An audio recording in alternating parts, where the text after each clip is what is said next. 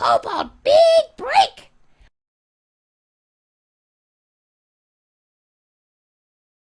See Kobold dance! Kobold gonna be a big star! Kobold be famous!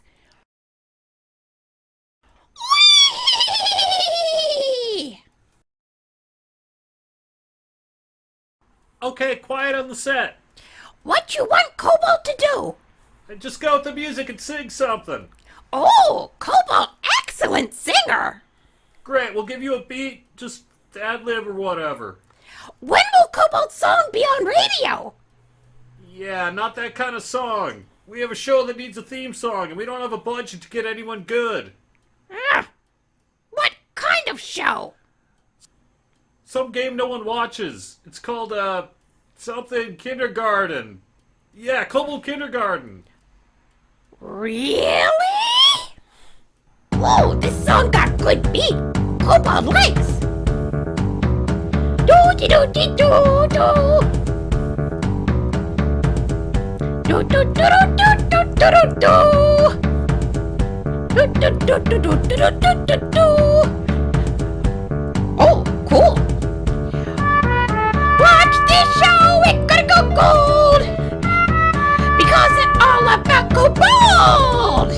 Yeah, that's good. I got scales on my tail. So don't fail, the show won't fail.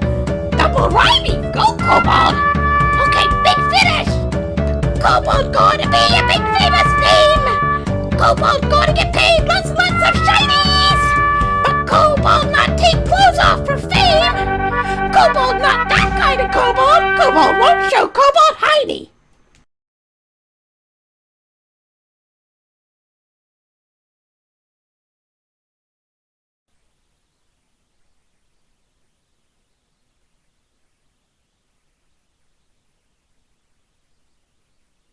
Yeah, that's pretty good.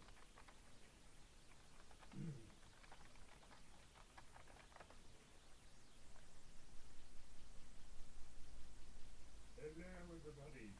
This is a level check for Kobold Kindergarten. Hey, hello out there, kobolds in cyberspace. And if you're not a kobold, you probably should be. But welcome to Season 3. We are back, and I hope you liked the video. It gave me a bit of a sore throat, but it was, I think, totally worth it.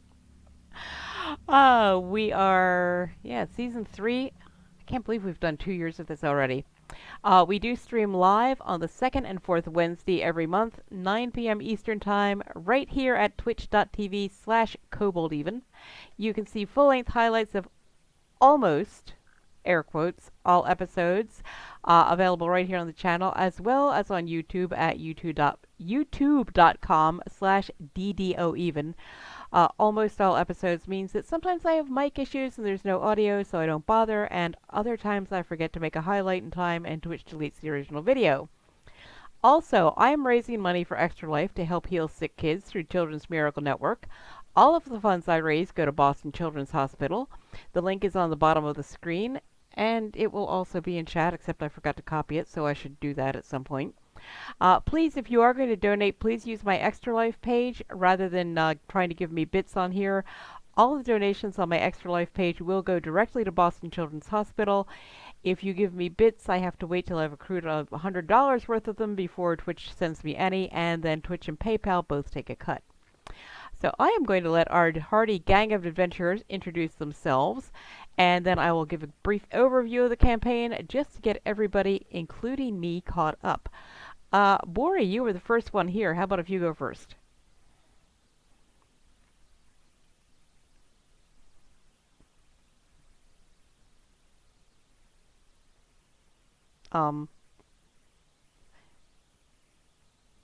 Do I need to unmute you? There we go. Now I can hear you. I don't know. I couldn't hear you before. Okay, now that I'd done the whole. Yeah, no, you're coming through. Okay, well, I'll just do the short version then. Yeah, this is Thorgren playing the part of Bori Karthag, the idiot cleric. Bori is his intelligence score is so low that every time he thinks, I need to take a point of psychic damage from him. Who would like to go next? We have Punchy, and then we have our two newcomers, Carhana and Gaaq.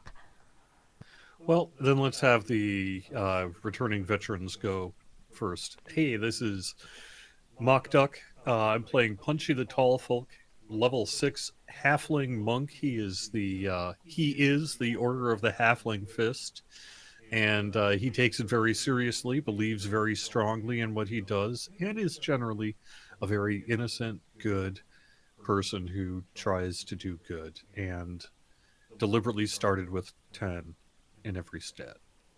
He's pretty Punchy also mediocre. really is not overly fond of wearing clothing.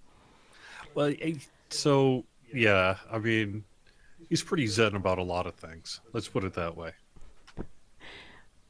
That is a good way of putting it. Also, I was going to turn the webcam off tonight, but whatever. I just realized it was on. Anyway. So I'm going to let Carhana and Gaaq arm wrestle for who goes next.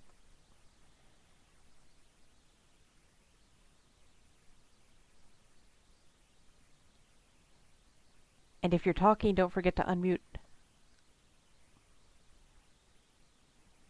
So Gaaq is having some microphone issues at the second. I'm Carhana. I'm played by Shay or Shaysters. I am a noob, complete noob. So this is gonna be an interesting ride. I don't know what else I'm supposed to say here, but I'm glad to be here, and this is gonna be exciting. We are glad to have you. And your character, Carhana, I have not... actually, no, I did mention it to Lord Silverhand just because I knew he wouldn't be playing for at least the first couple episodes. But nobody else in the group knows Carhana's secret. Let's leave it at that. Shh, it's a secret. So, just a quick note to the DM: are we going to be introduced in the story, or are they just going to sort of be along for the ride suddenly? Oh, you know Either way is something? fine. I'm supposed to be introduced. Yeah, I actually didn't find out if Gaaq had the same motivation for joining the party. So, when it comes to that, I will let Gaaq decide whether... Gaaq, your options are that you were on a cheese boat and got mind flayer tentacle whipped back up into a dungeon with the party, or you heard about the adventurers and decided to check them out for yourself, or you just happened to be meandering through the wilderness and came across the village Hello? of Beggar's Hole. Can I be heard? Absolutely, you can. We hear you. It works. Hello, Yay! everybody. Thank you. Thank you so much. I am Label playing a entertaining goblin named Gaaq. Nice, an entertaining goblin named Gaaq. And who Yes. are you? I'm sorry, I don't think we've actually been introduced. He's so also a rogue. Let me know who you are. I'm What do also you- a rogue. Gaaq I'm is Label. just your name? Okay, Label. Okay, Label is my actual name. Yes. sweet. Okay, cool. Nice to meet you. I forgot to mention that I am an artificer or an arty. I'm also on D&D standards a gnome rock thrower. Rock gnome? something. Yeah, rock gnome. But I here am a monkey. Yeah, there actually is a monkey race in D&D, but unfortunately nowhere I found actually had a playable monkey race. It was always for NPCs. But then again, D&D doesn't have playable foxlings either, as far as I know, so... Now they have Well, changelings. I'm also very new at this, so I'm coming along for the ride. So bear with me as well. So Yeah, I brought him on board. I'm really excited. I'm excited to be here, though. Thank That's you so much great, for because having this me. is actually my way of learning how to be a dungeon master, so... Yeah, There you go. and I still have a lot to learn. I don't think Very you ever good. learn everything there is to know in D&D. So 2 years ago, a bunch of would-be heroes had each just completed a correspondence course called How to Be an Adventurer. Bursting with their success, they each decided to attend the optional graduation party held at the Golden Wing Inn in House Fjarlin in Stormreach. They were the only students who attended. They might well have been the only students to graduate, and after getting to know each other, a suspicious-looking dwarf told them that if they took the road out of the southern gate and just kept going, they'd find someone named Atticus Gaaq who would pay well for adventurers to keep his village free of marauding mobs. Flash forward, and our adventurers have established peace and eliminated poverty and despair, and are hailed as heroes in the town. They have escaped from the evil Magentalith, exposed the Marquis de Machera, and you don't want to know how Boris says his name, as an evil Cambion, and have spent the last few months slogging through an increasingly cold dungeon in pursuit of whatever hostile beings have been attacking the kobold miners, and also looking for special crystals for their kobold friend Yik-Yak. While in the depths of said dungeon, they accidentally opened a door which led to, well, to keep it short, they got sucked into a giant lake of cheese and ended up on a cheese-laden cargo ship that had crashed into a cheeseberg, which is like an iceberg, only it's made of cheese. Yeah, you would have had to watch last season. The last thing the party remembers, Fredenfurter, the friendly flayer, was tentacle whipping you from the cheese ship in the cheese lake back into the dank, cold dungeon from whence you'd fallen. So you've returned to the room where you originally got sucked through the floor and deposited many, many feet down into the lake.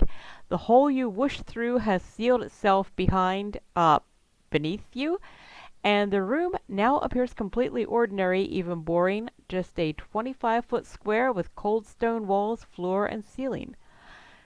And apparently Fred's tentacle whip is really effective because, besides yourselves, Fred himself is here with you.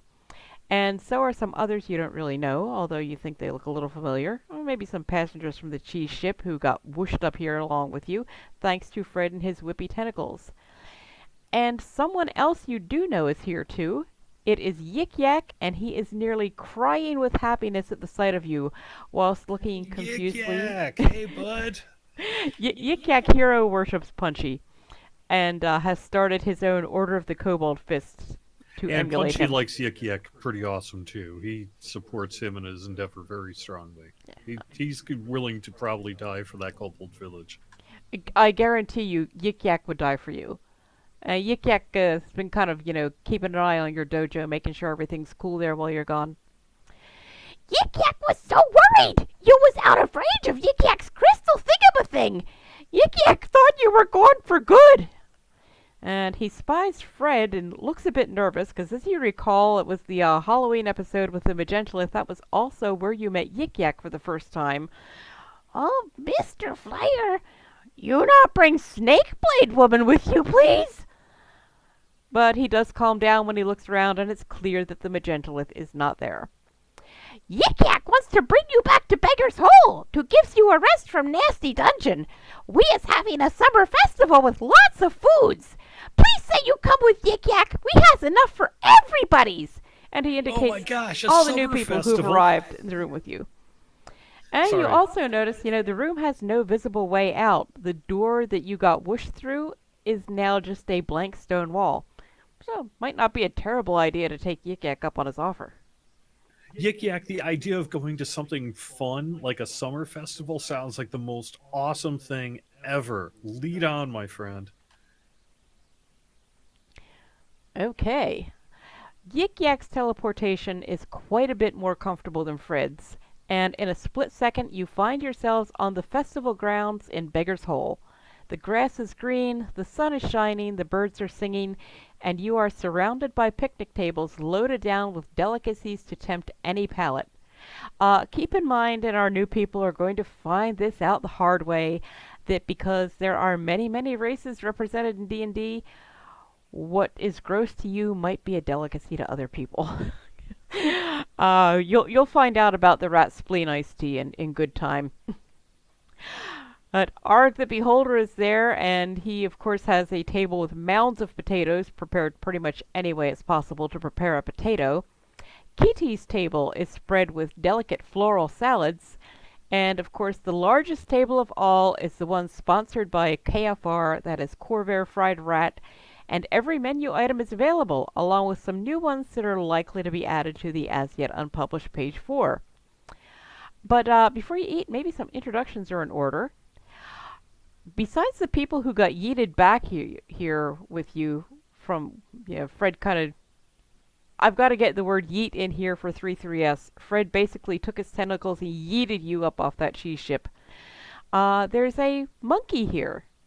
You don't remember the monkey from the ship, and the monkey is staring at you, and there's a banana on its head. And there's also a goblin here who got yeeted back up with you, and when Fred yeeted you, who seems to be fitting in pretty well with the group. So, maybe some of you guys should introduce yourselves. I have been reliably informed that, unfortunately, the past tense of yeet is yote. I did not know that. I was I like, did not. I was kind of like titling this "Consider Yourselves Yeeted," and that just has a much nicer ring than "Consider Yourselves Yote." But I do want to be grammatically correct. But to be fair, it does have a much better old timey fantasy. Thou hast been yoked. Well, that's true. It's not bad. So I am looking though at Carhana and saying, you said your name was Carhana, correct?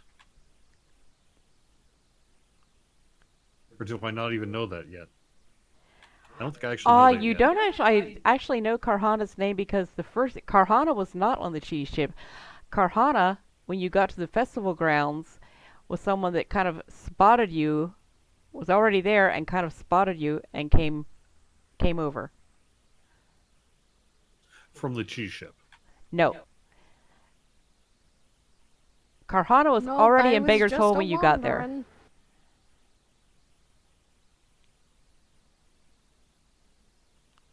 I was just a wandering, and then I came across you guys, and I was like, hey, this looks like a lovely bunch. Sweet. So does Carhana speak common essentially? Pretty much everybody speaks common. Awesome. Pretty So much. I'm going to turn around, lift up my shirt slightly, and say, "Hey, look at this tattoo I've got!" And it's the Society for the Protection of, what is it? Cute We've critters? come up with more. It was originally the Society for Prevention No, of he Cruelty to says Creatures. that it's a million different things. However, the one that's tattooed on his back is the actual SPCC, which is what, Society for the Prevention of Cruelty to Critters. Creatures, but yes. Creatures. Okay. It's So he I've turns around and lifts his shirt. What he's not telling you right now is that it's a tramp stamp. lower part of the back, please, and it says SPCC, which is something like the social circle of something serpents. I think I can't remember now. You can see it, but anyway, I think animals are great, and I think if you want to hang out, you should come along for the ride. But do you know you have the banana on your head? I look at the tattoo and then I look up at you as I say, I do know that there is a monkey on my head, or a banana on my head. We could arrange for I you to have a cannot monkey remove on it. there too. Just saying. I'm just No, I don't saying, want because the either monkey you're on. amazing at Maybe Gaaq balancing that. How do you just like balance it forever, or how in the world do you do that? Oh, no, it's in my helmet. It So looks like attached. it tastes good. It's attached to your head? Cannot have the banana. No, I don't want the banana, but how is No. it attached to your head? Yes, the banana's attached to my head. It is a helmet. Monkeys need protection too. So does it have like a strap, or is it actually like bolted onto your head somehow?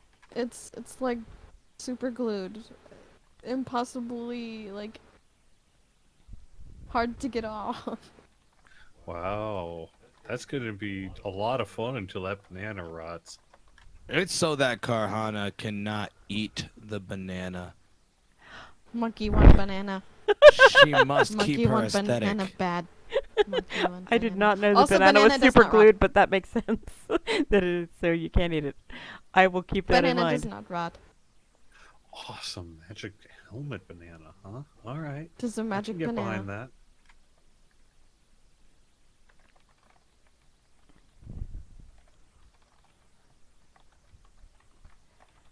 Yeah, right, Boris. Serpentine pizza crust chains. That's right.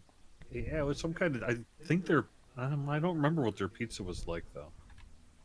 Must have been pretty good though, huh? Yeah, I've completely lost track of how many different things you guys have come up with for SPCC to actually stand for.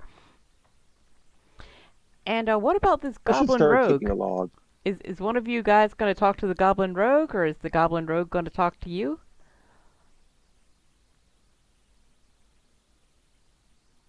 I'm always curious to see what those around me have to say.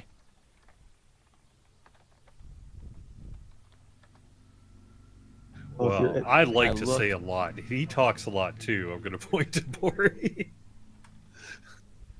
but Anything?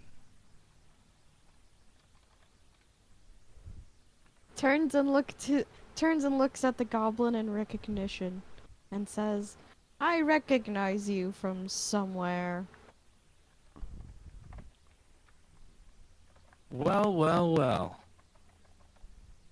If it isn't a monkey with a banana on its head.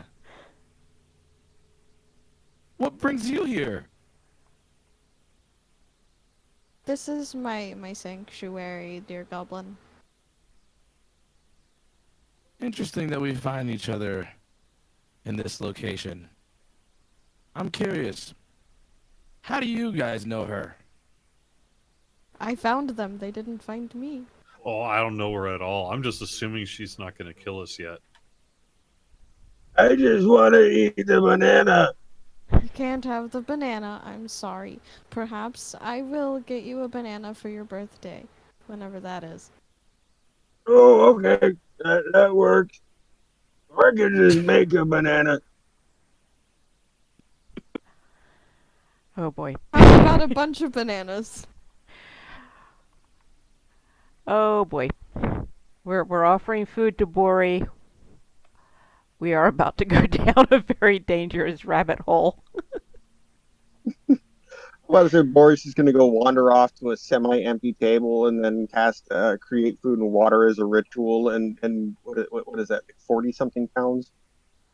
I keep forgetting you can do that. 45 pounds of bananas on the table. Wow. Well, that should be enough for a snack for Bori, but what's everybody else going to eat?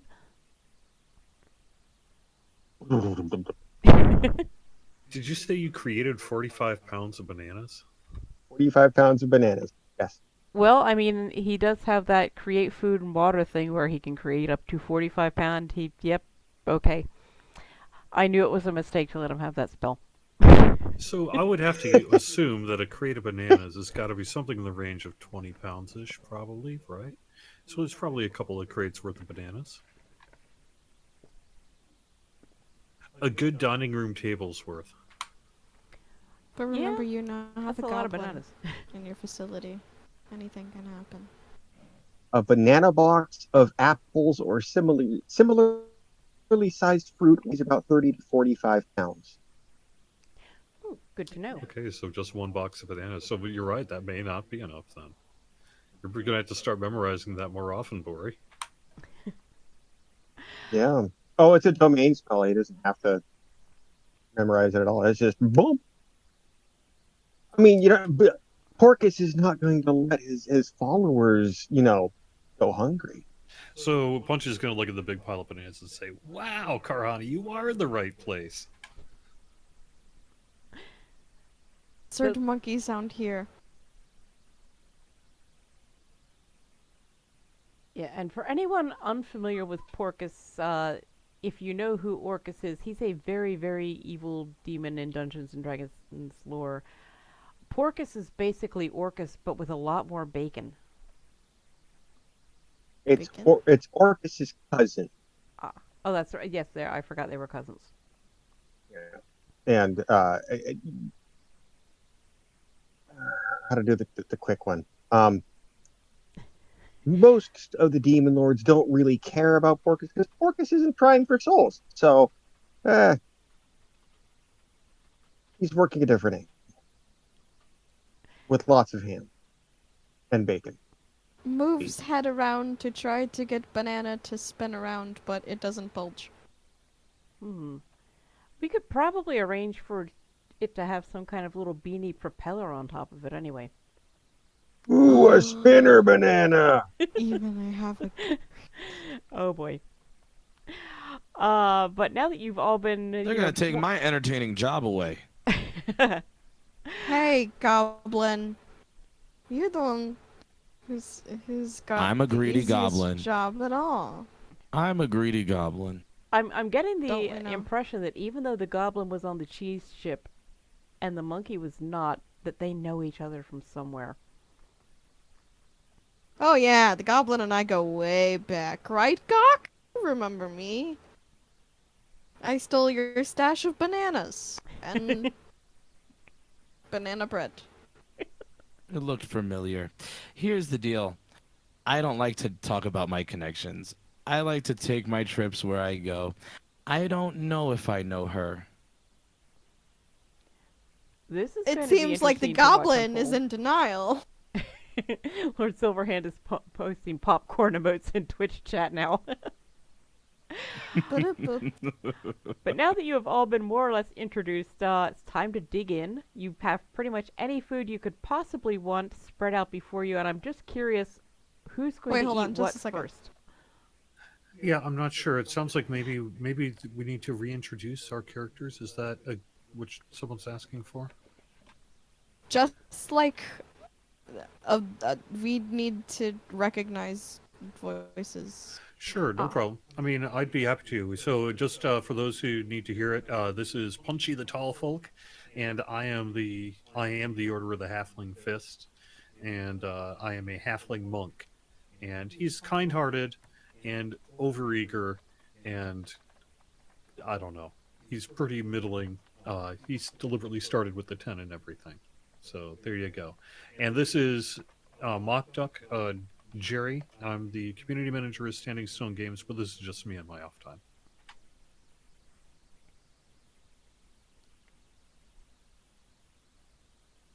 Okay. And this is Fulgrim playing the part of Bory Carthag, the Poor idiot cleric. towny cleric. Awesome. Okay. He's an idiot. That he That's is. Gaaq. Whatever happens, kick Gaaq. No. I've seen I'm gonna Gaaq's purge intelligence myself somewhere score. so that I Holy can stay Gaaq. safe. I'm gonna watch you guys figure this all out. Sure. That may actually be a wise strategy. So, just curious, what is everybody going to eat first? Pretty smart for a goblin. Oh, I almost forgot. Now, of course, Bori runs the Corvair Fried Rat franchise in town. And, of course, being a fried rat franchise, the main thing on the menu is fried rat prepared in various ways. But one of the things that he ended up with as a result of the trek through the dungeons, he now has his own pet rat, a very fat, very adorable pet rat, which is curled up in his beard and keeps poking its head out to gaze at him adoringly. It is the cutest rat anyone has ever seen ever, and Bori, if you ever even suggest putting it on the menu, you're not going to like what happens. Of course not. So I thought I'm that idiot, will I'm not add a heartless. little bit of a twist there because Bori basically, although Bori is not allowed to have money because bad things happen, he's never allowed to have more than one gold piece. Catamus is the one who handles all his money for him. And Catamus is Lord Silverhand, who is in chat but not playing with us tonight due to technical difficulties. But yeah, so the entire menu of KFR is available. There's potatoes. Kitty has prepared all these delicious floral salads for you. Kitty has a flower farm. And meanwhile, all your old friends keep coming up to greet you and meet the new people. Zula Ozu, the tiefling tattoo artist, Kitty, Arg the Beholder, assorted other village residents. And Yik Yak keeps running over to make sure everybody has everything they need, and if there's something you want that's on a table far away, all the kobolds are very happy to go run and get it for you. But someone you certainly would have expected to see is conspicuously absent. Where is Atticus Gaaq? You definitely don't want to leave Beggar's Hole without seeing him, but dessert is waiting. And after dessert, and I'm guessing you probably all had at least one banana, you're pretty stuffed. It's getting late. And Yik Yak says, maybe you get good night's sleep. Sleep in nice, comfortable beds, not in Stone Dungeon. Yik Yak not know where is Master Gaaq, but Yik Yak will find out and brings him to you in the morning. So the Or he knows suggestion where. is for you to go ahead and get a good night's sleep, because most of you have been hanging out in the dungeon and sleeping on cold dungeon floors when you could sleep at all. Also, you are very, very stuffed and you're probably feeling a little bit sleepy. Of course, if anyone has any other suggestions, this is D&D, so what I have planned for you never seems to happen. At some point during the night, or during the festival, I want to go up to Bori and I want to ask Bori, so Bori, what do you think about tofu? Are you okay with tofu? Do you like tofu? Yeah. Nothing wrong with tofu. Nothing wrong with tofu, you say? Okay, so I have got a brilliant idea, and I'm going to put a kind of a circle, like about maybe a bowl kind of circle of lettuce right up to his face. And I'm going to say, okay, you see this? You see this plant? It's called lettuce. And you can put tofu and like seitan and stuff, and then we could mix that in with the Kentucky fried, or the Kobold fried secret. And then we can sell a vegetarian, so I can eat it, Kobold fried seitan lettuce wraps. I think that's going to be going on page 4 of the KFR menu. Keep in mind that Bori actually does have some vegetarian items on there. I know, but you he already doesn't have. that. I don't No, believe he you have doesn't, and lettuce. he doesn't have a whole lot of brain fart. It doesn't have a whole lot of vegetarian options, but there's a few. But I'm going to show him lettuce because Punchy's going to be like, so see this plant? It's like bread, except when you get it wet, it's fine. So you can like wrap things in it, and it's fine. Do you understand what that means? Yeah. I mean, we have salads on the menu. And you can put it in your pocket when you go down to dungeons. Pocket lettuce. Yeah, you could wrap it like in a leaf of a string of something, and you can stick it in your pocket, and it won't even get like it gets wet. Like what if you like when you put sandwiches in your pocket, and they get wet all the time because they're in your pocket, and like your just pocket gets wet or whatever during battle you're swimming. See, this will solve that problem because it's lettuce. It's water won't go through it. And so you can put things inside of it, and it'll be like a pocket sandwich that'll survive inside of a dungeon. I'm sorry. That actually sounds pretty interesting. Meanwhile, just as you guys are sort of getting ready to go to bed, I guess Hugo, when you got yeeted or yote up from the cheese ship, I guess he had hit his head and kind of just blacked out for a bit. Hugo comes ambling up to your table, and apparently he has, brought himself around and gotten himself some food, I would hope, at all these nice tables laid out for you at the festival. Hugo, would you like to introduce yourself?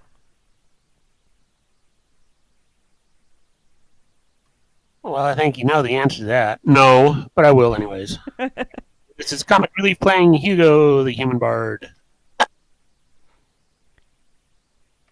Short, sweet, and to the point.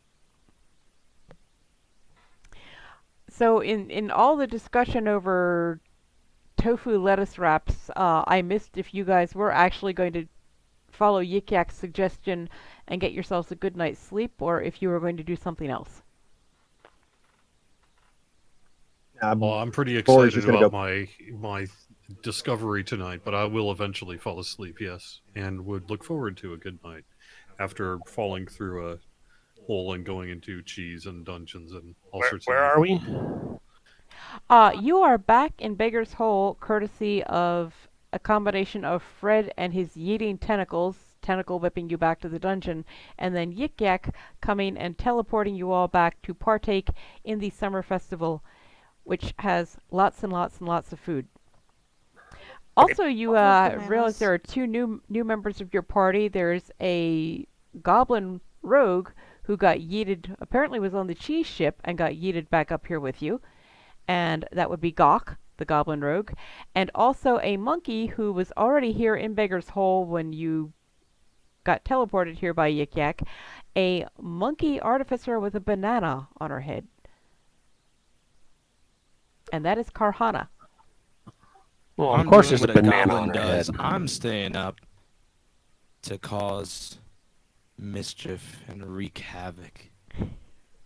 I would actually, if there is one other piece of roleplay to do, it would be I would like to visit my dojo to see how it's coming along and what it's looking like. Okay. Well, while Punchy visits his dojo, and I think Yik-Yak can escort you there and show you how clean he's keeping it, thanks to your ever-filling pitcher that is full of gelatinous cube juice for cleaning. Gaaq, what kind of mayhem are you going to wreak? Keep in mind, this is a small town, and there's, like nightlife, stuff like that, there's not really a lot of it. Oh, apparently you forgot what Doc is wearing. Oh, I did not actually tell anybody about the cymbal-gloves, or were they mentioned yet? Because that would certainly wake some people up, I think.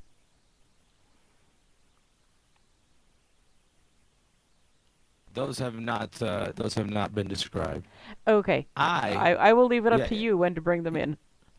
Yeah, no, and I would like everyone to know that the question was if you're going to sleep.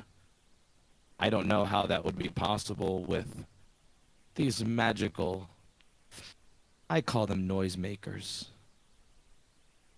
You call them disruptors. Cool, you're setting off like noisemakers Humans in call Beggar's them Hole. gloves. Yeah, I think maybe it's time to describe the gloves. As you guys decide to try to sleep, I would love to take my gloves, which are cymbals, and I would like to crash them together. You think you're getting any sleep? In that case, I think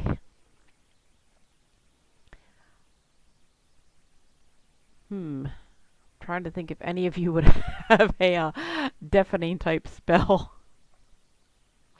You mean like silence? Yeah, okay, so if you want to get some sleep, it might be a little difficult, because you've got this goblin here who's got these gloves that have symbols built into the tips of are just like one on each fingertip? So the gloves are on each hand. They're actual symbols themselves. So the inside of the palms are like the dip of the symbols, and they'll crash against each other. Think of the back of the palms as like the handles. Oh. Okay. Well, Punchy probably isn't too fussed because he's over on the other side of town checking out his dojo. But I don't know if everybody else wants to sleep. Yeah, the goblin seems to want to join your party as a friendly member. But then again, you really want to sleep, and symbols are crashing. Well, Bori, I'm All thinking You Bori don't can sleep want through to anything. sleep. You want to get things done. Well, Bori, I'm guessing, now that would be up to Bori, but Bori, I'm guessing, can pretty much sleep through anything. Roll in bed and goes and finds the goblin and hits him with the quarterstaff. Ooh. You asked for it. And then- Previews the sound of cymbals clashing together. Conjure popcorn. Okay, let me just... Flings poop at the goblin. Oh my Please gosh, tell me that's I an rolled actual attack with the ability. quarterstaff and got a nat 20. Oh boy. Oh boy. Monkey but see, even though it's a monkey take critical care hit, of. it's only 3 points of damage. But yeah, our goblin does now have 3 points of damage.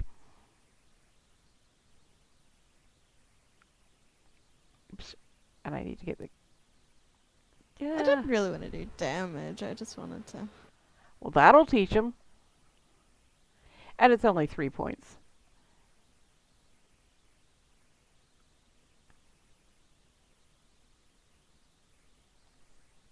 He's got 52 more where that came from.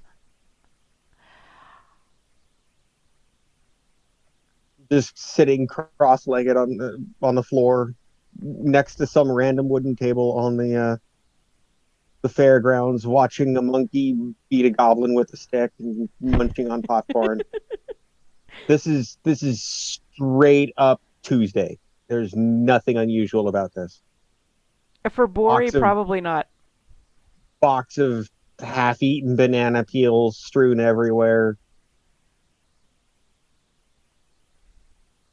The potassium farts are going to be strong tomorrow. Okay, I had not considered the power of potassium farts.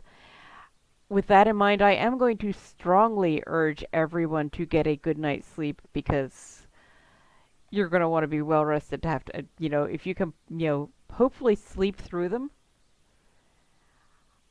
Or at least be well rested for having to deal with them.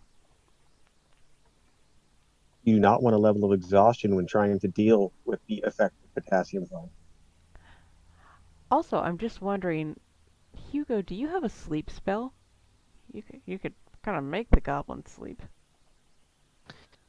Throws I flings used to, poop at his cymbals. but I swapped it out for something else.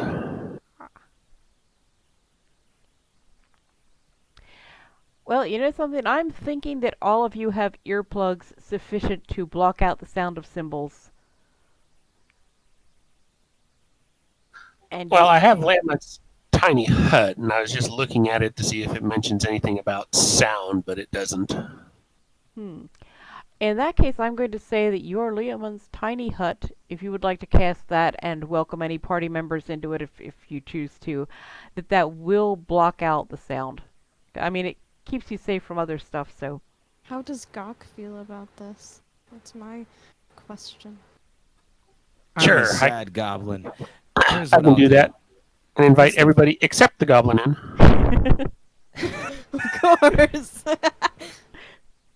Womp womp. Fine. You guys want to take away my fun for the night? Oh, believe do it me, you'll I'll have do it when you ample least expect opportunity for fun. I'll do it when you least expect it. The sun sets.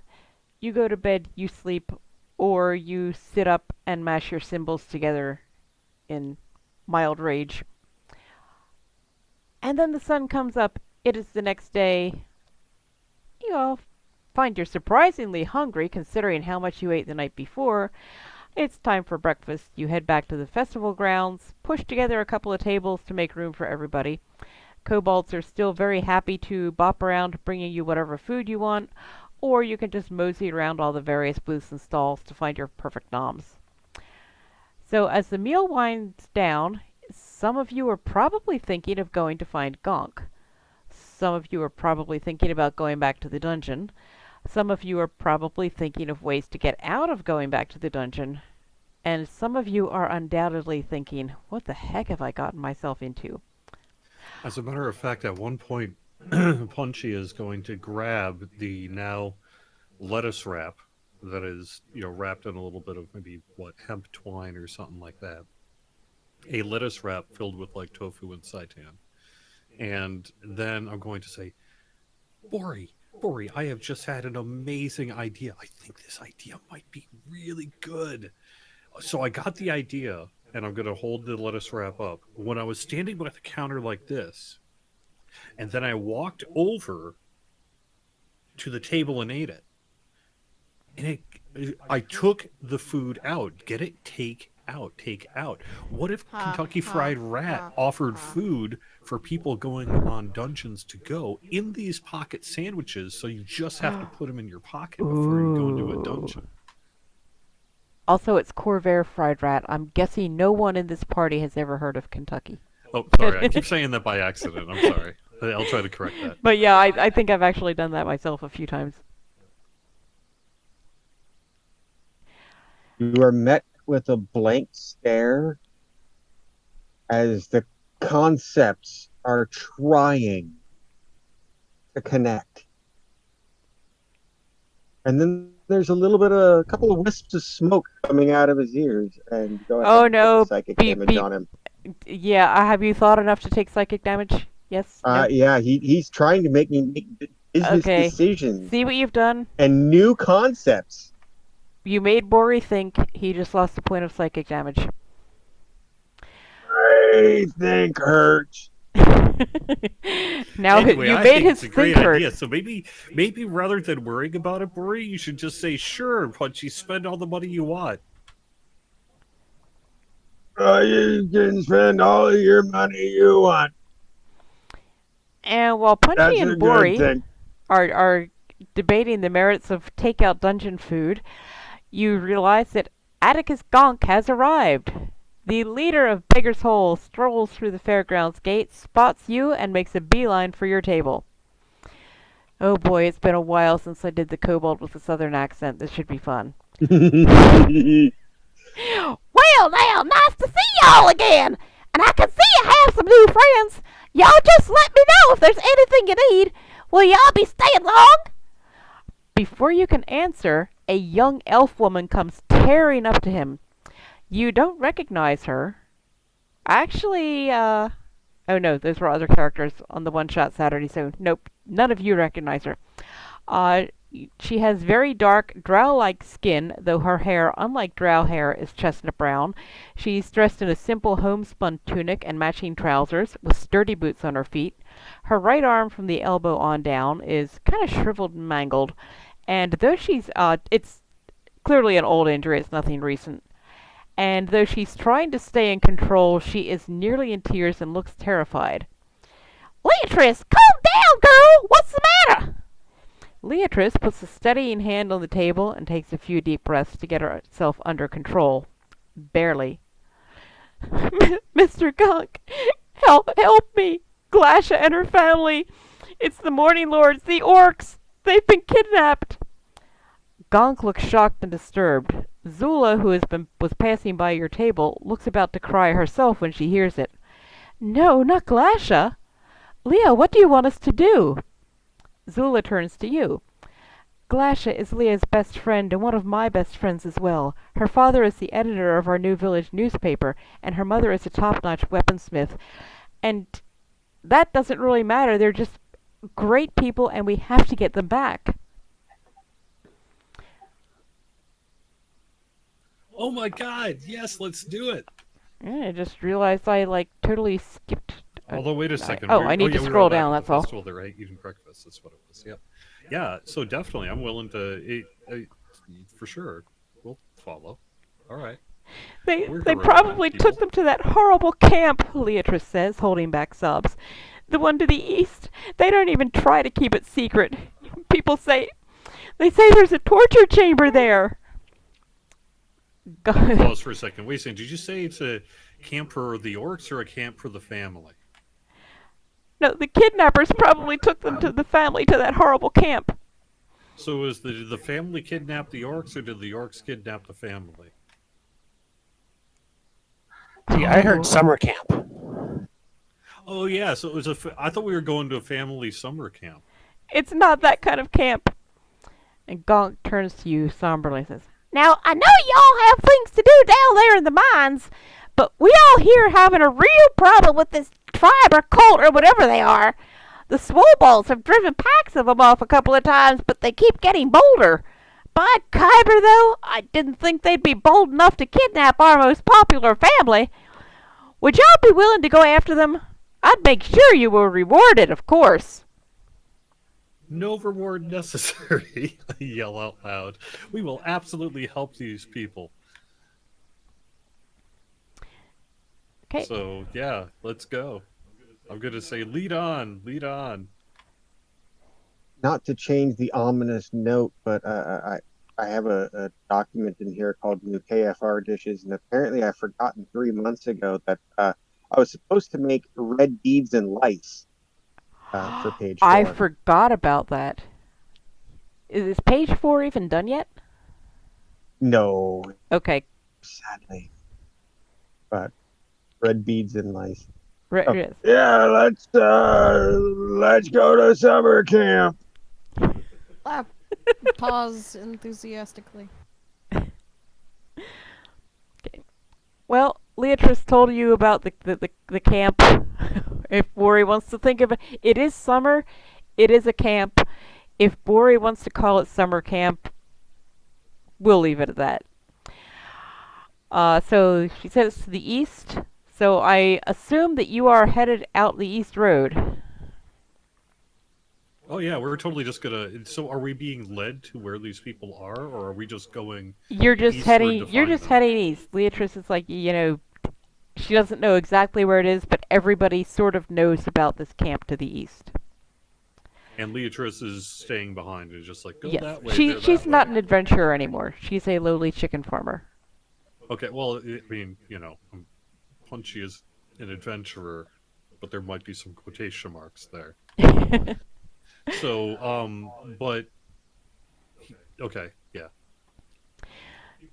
People explain that no, the family did not kidnap the orcs. The orcs kidnapped the family. It's the orcs that are doing raids that the Swobolds can't even defend.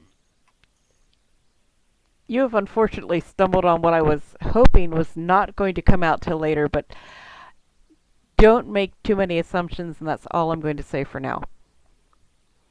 So the east road out of Beggar's Hole, it kind of starts out as a road, and it kind of dwindles to a path, and then kind of a patchy trail as you get further from the village limits. You're hemmed in by trees and bushes on both sides, and except for the very, very smallest of you, and I'm thinking that's the monkey, the goblin, the halfling, definitely not Bori. It's narrow enough to make you walk single file. Bori, your sides are probably getting scraped, especially since you're wearing battle lingerie. The cheerful chirping. It's a side effect. The cheerful I'll stay chirping. behind. You guys follow ahead. I mean, You which lead way is the way. worse? Going forward, shoulder to shoulder, Bori, or is it actually sideways that's a little harder at this point? Honestly, with Bori, I don't know that it makes a lot of difference. So it's more of like a pillar, equidistant on either side. Yeah, it's kind of front to back, side to side. The pillar of Kind Bori. the same dimensions. So the cheerful chirping of birds fills your ears when you set out, but as the forest grows denser around you, the bird calls become more sparse and take on a distant, almost eerie quality. Though it's summertime, the deep woods smell like autumn. Ripe fruit rotting on the ground, the sharp, crisp scent of leaf molds. Small twigs snap under your feet while the encroaching branches slide across your armor with a soft whooshing sound. Ah, looks like home. Whoosh. Whoosh. Whoosh. And I should probably put you guys on the combat tracker because I can.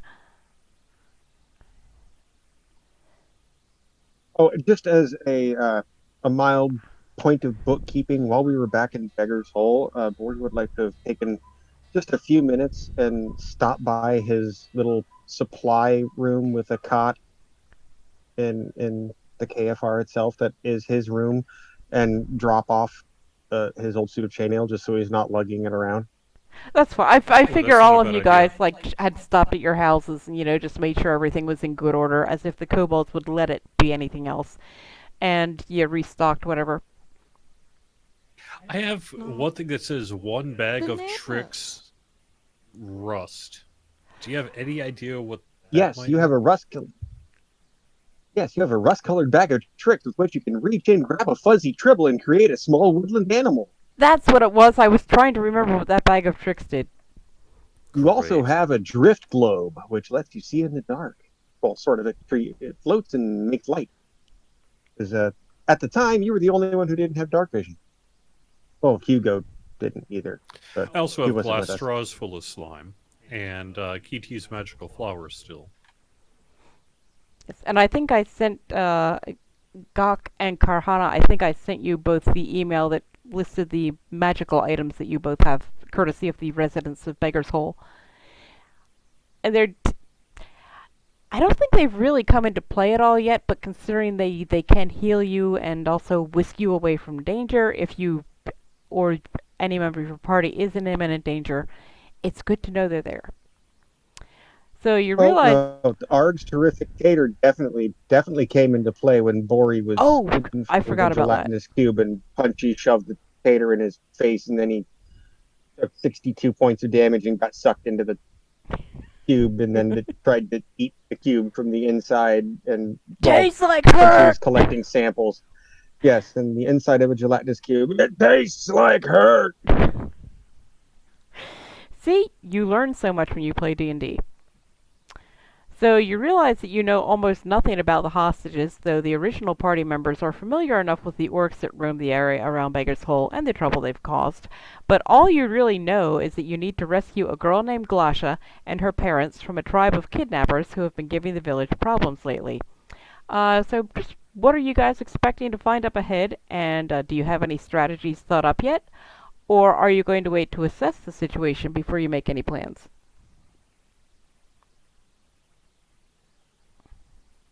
I think that kind of depends on Punchy. Well, honestly, neither of those makes much sense. I would mostly just go forward largely blindly without planning and be okay with it. That kind of sounds like the way I DM. Isn't a plan a type of creep? So I would definitely go to the family, uh, or the camp rather, where the kidnappers are supposed to be. I would go directly there and try to figure out what's going on. But I definitely would not plan per se, unless I felt I was clearly heading into, like, say, 100 different kidnappers or something like that. Actually, I just realized I can unmask this map with complete impunity. It doesn't really matter. You basically know how to get there. My fantasy grounds was locking up for a sec. Okay, so the trail begins to widen after a while, and you see another path that goes off to the east. The foliage is dense enough that there's, more than about 10 feet. You can't tell anything past that. You just know that the path goes for at least 10 feet to the east. Oh, looks like Bori got lost connection. Yeah, yours wasn't the only fantasy grounds that locked up. That was weird. That was very weird. So, yeah. I'm coming back. You say east, but we're on the lower right of the map. Yeah, I'm just using kind of a generic map. No, and really you could be anywhere on this map. That's why I ended up Okay. revealing the whole thing. So Okay. basically, the trail had, and actually that should have said north anyway, but yeah, the map is totally not to scale. It was just a free one I found online. But the main trail continues, the one that's clearly gotten more use, continues north, and there's another path that sort of goes off to the east a bit. Like I said, the foliage is dense enough that you can't really tell past about 10 feet what might be there. So you could go north on the main trail, or you could go east. And yes, I do have you on the wrong end of the map, but deal with it. My other east. Could see what's down that way. And there are, things that some of you might be able to do to potentially get a sense of what might be better, or at least what you might expect. Hey, Punchy, use your super sense of smell. I don't Punchy know in real life has zero sense of smell. neither does Punchy the Tall Folk, not too much anyway. I mean, he does, after all, like Kobold Fried Rat quite a bit. I'm Now, trying to think who has the highest passive perception. Now, see, if you asked Bori to use his super sense of smell, he would have broken out something like Limburger cheese and rubbed it all over himself. Do I have a not wisdom give of him 10. ideas. I have a wisdom of 10. Actually, So.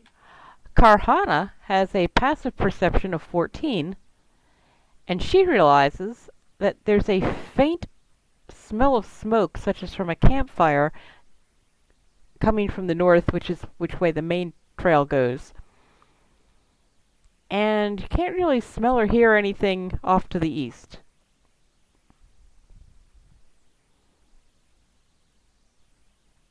My banana helmet towards the north. So Banana Helmet says north. Ooh, it's a compass.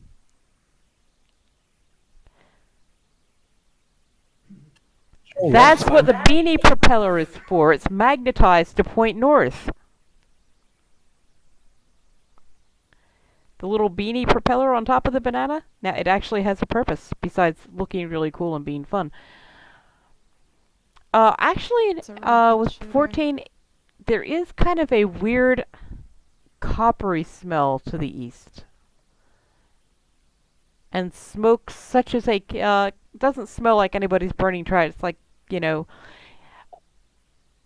you're being a monkey and an artificer and having pretty good perception. You can tell it's like campfire type smoke. It's not like somebody's burning old tires or something like that. But the smell of smoke is coming from from the north, which is the way the main trail goes. This little side trail is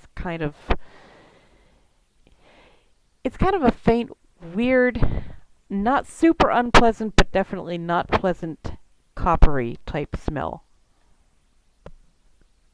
And that's coming from this little path to the east. Yeah, I mean, I'm willing to go wherever either Points. Carhana or Hugo Continues or Gaaq pointing or Bori want to go. banana helmet north. Sorry for interrupting. Yeah, that sounds great. I'll go north. No, it's all good. That's kind of my fault. And Carhana, as you take the North Trail, you step on something and you realize it's a wooden button. It's plain but fairly well made. It's been all sanded and polished and stuff like that. And as you continue north, you guys kind of, you might step on one, feel it that way, or just spot it hiding under the leaves of the brush or whatever. But you realize the buttons seem to be forming a trail on the main path. Buttons as we continue to travel. They could be. Okay. There actually is nothing major, just some clues if you had gone east, so that's not a big deal. As you continue north on the main path, you begin to faintly hear voices, though you can't make out what they're saying. The trail of buttons continues to guide you. As you approach with some degree of noise, it's impossible to move quietly through the dense brush on each side of the path. The voices fall silent. Then you hear someone bark, "Go!" There's a heavy thud, as if a large object or being fell to the dirt. The trees suddenly give way to another clearing, much bigger than, well, you didn't take that path, so you would have found another clearing. There is a large wooden shack here. It appears roughly made, but of fairly good size. It has no windows, just a single door in the middle of the wall facing you. And We don't see anyone we just see the shack and we heard a couple voices and a thump. I'm getting to that. Okay.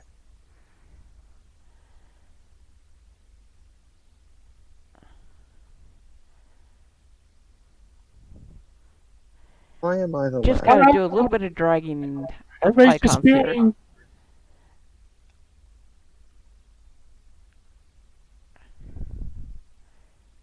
There we go. Ooh. So you're looking at this shack, and there's a huge male orc standing in front of the door. He's wearing what appear to be good quality clothes, a linen shirt and tailored trousers, though they're tattered and shredded, and he is unarmed.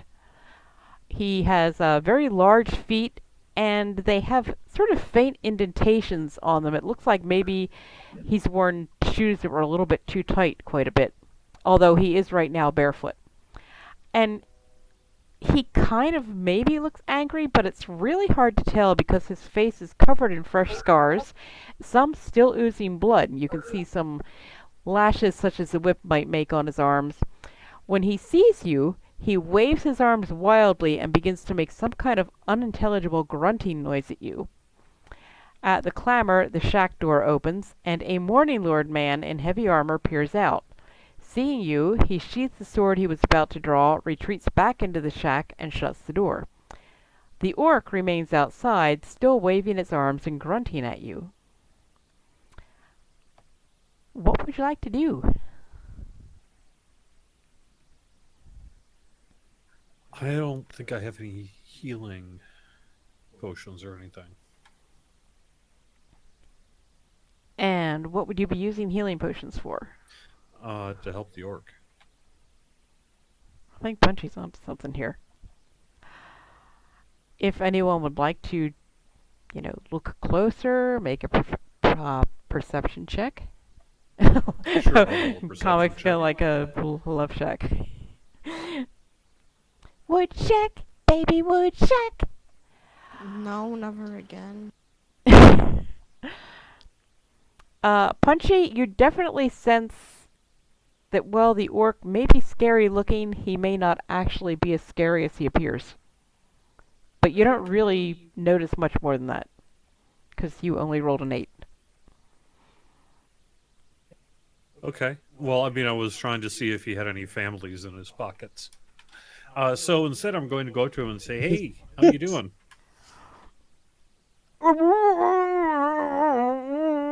Do you speak common?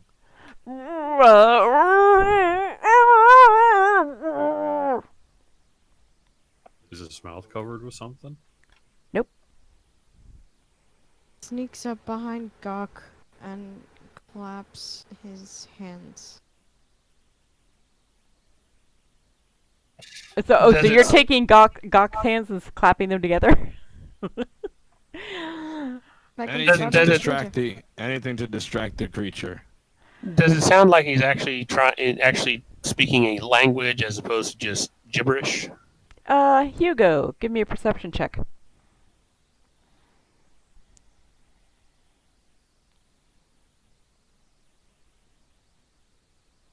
If anyone else wants to, let me know. Could I possibly make a medicine check to see if he still has a tongue? Ooh, you can. Hugo, you realize that... Okay, I'll start with Hugo. Hugo rolled a 17 with a 6 bonus for 23, and you realize that the orc, he's not really speaking a language, but he is absolutely attempting to communicate with you.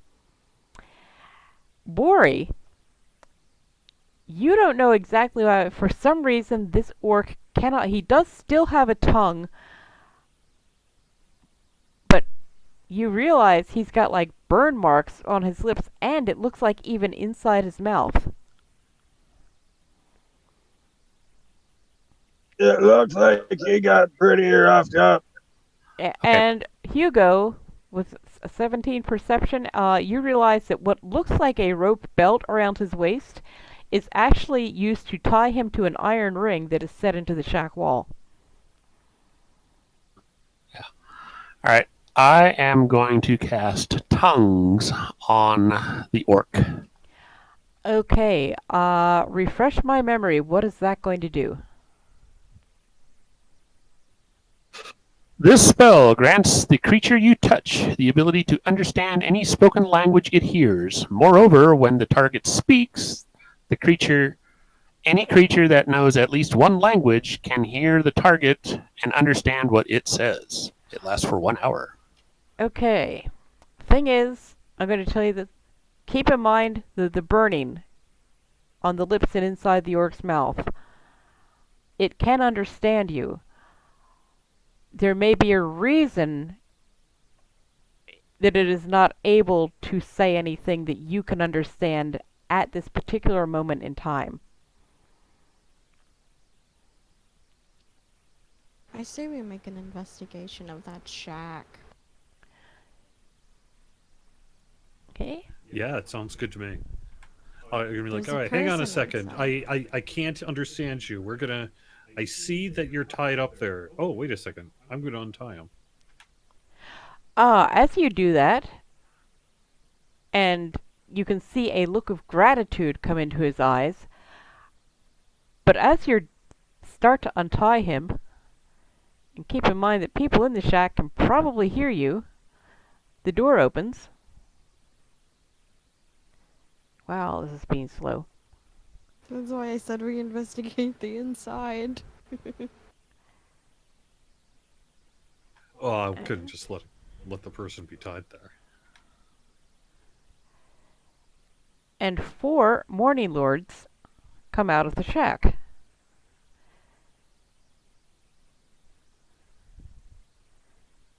My fantasy grounds isn't always cooperating with me. Morning, lords, make good sausage. Do you mean they prepare good sausage, or sausages made with Morning Lord meat are good? Yes.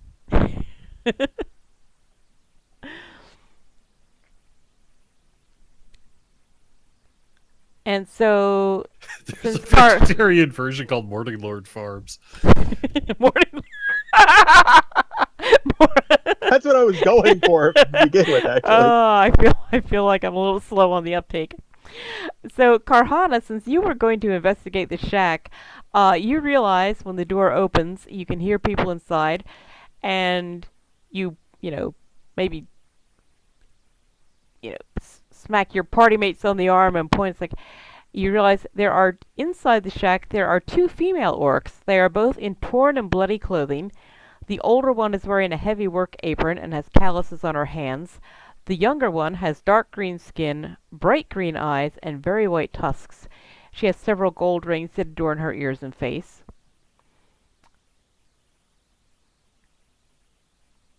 And I can't show you that or you'll know who she is. The Morning Lords, who have just come out, are all attired in natty uniforms, comprising matching armor that's been colored a deep orange, with dark brown sashes and a golden sun embroidered on their cloaks, which are also dark brown like the sashes. So you can see 2 female orcs inside the shack. There are 4 Morning Lords facing you, with this poor male orc that you were going to untie in the middle of them. And you're all pretty much within ranged combat range of everything. What you gonna do? Are the Morning Lords armed? Yes. With Yes, what? they are. That is a good question. They're cultists. What are they armed with? I actually have to check. I say that we attack the Morning Lords because they're in uniform, or we can stick to questioning them and try to investigate why the other one is tied up. You know something? I never gave them weapons. Erps. I'm not sure that the difference between questioning them and attacking them is necessarily much of a difference when it comes to this group. However, I agree. They're not the ones who were tied up. So whoever was the one who didn't tie that person up is clearly the person who's the kidnapper in Punchy's mind. Plus, and especially if they come out of that house with weapons, I might just attack them because it's an opportunity. You might just attack Plus the the- orcs or the Morning Lords. No, the Morning Lords. If they come out with weapons, then it's probably a bad thing. She I- said I've just- uniforms? Refresh my memory. Yes, What do I'm Morning sorry. Lords use? Are they heavy maces? I believe Yeah. that's Generally. correct, yeah. Okay. Okay, they're all armed with +2 maces. Wow. Plus 2 maces, dang. Um, I figured out Punchy's combat algorithm. It's weapons drawn and taller than he is. Pretty much, yeah. Boy, you're a cleric. They're a cleric. Why don't you talk to them? Plus, I mean, the opportunity to disarm people is awesome, especially if they all try to attack at once. I mean, it's not a good idea, but I'm not saying I wouldn't do it. So I'm going to have to manually roll the Morning Lord damage since I forgot to. Well, I'm also giving away that, I'm going to roll your damage. So, yeah, the Morning Lords are clearly very hostile to you. Like it says, what do you want? These orcs, they tried to kidnap us. So we tried to jail them. And who hurt that one? Well, they're hard to subdue. Look how big he is. Doesn't look that tough to me. I put my shoulder around him, arm on his shoulder. I don't know. You guys don't look pretty roughed up at all. Does the orc care if I have my arm around his shoulder? The orc seems comforted by having your... also, you are a halfling and he's an orc. Your arm is probably actually more like just under his butt. But either way, he seems comforted by the fact that someone is actually, they're seeming to try to help him and not injure him further. Envisioning head at belt height. What was that? I was just going to say no hugs then. Head at belt height. Yeah, head at belt height is a little awkward. Yeah, no hugs then.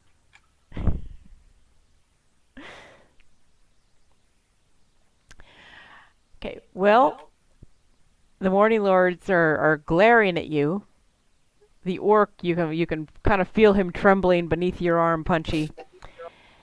And one of the Morning Lords starts just thwacking his heavy mace into the palm of his hand as they glare at you. It's like, Ooh, it's go time. Let's roll for initiative already. let's do it. We are rolling for initiative. And in true Punchy fashion, I roll a 2 plus 1 equals 3. And Carhana and Gaaq, if either of you have dice or a roller you want to use, I did not say Cortana, I said Carhana. I hate Cortana And it's been doing that all night. Oh, stupid Cortana. Yes, the orcs are definitely not hostile. The Morning Lords definitely are. And Hugo with a 21, that's an 18 plus 3 bonus. You get first initiative. You get to go first. You have a healthy party, a somewhat beat up orc, and he's going to kind of cower against the wall of the shack. So the orc is kind of keeping himself out of harm's way. What die do we need to roll? Sorry. Oh, I roll. If you have Yeah, we dice have or to- anything that you can use, I would, and you want to tell me what you rolled, that's fine. If not, I can just roll for you. No, which die?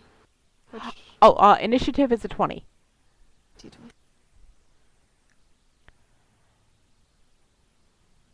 I'm going to defer my action to the end. I'll just go after Punchy. You're gonna go after Punchy, but he's on yours. Oh, you meant you will go after Punchy goes. But You never know. It's annoying sometimes. Not quite as much as Satan, but still. Yeah, that was campaign was in one of our previous campaigns, Jerry played a cook who,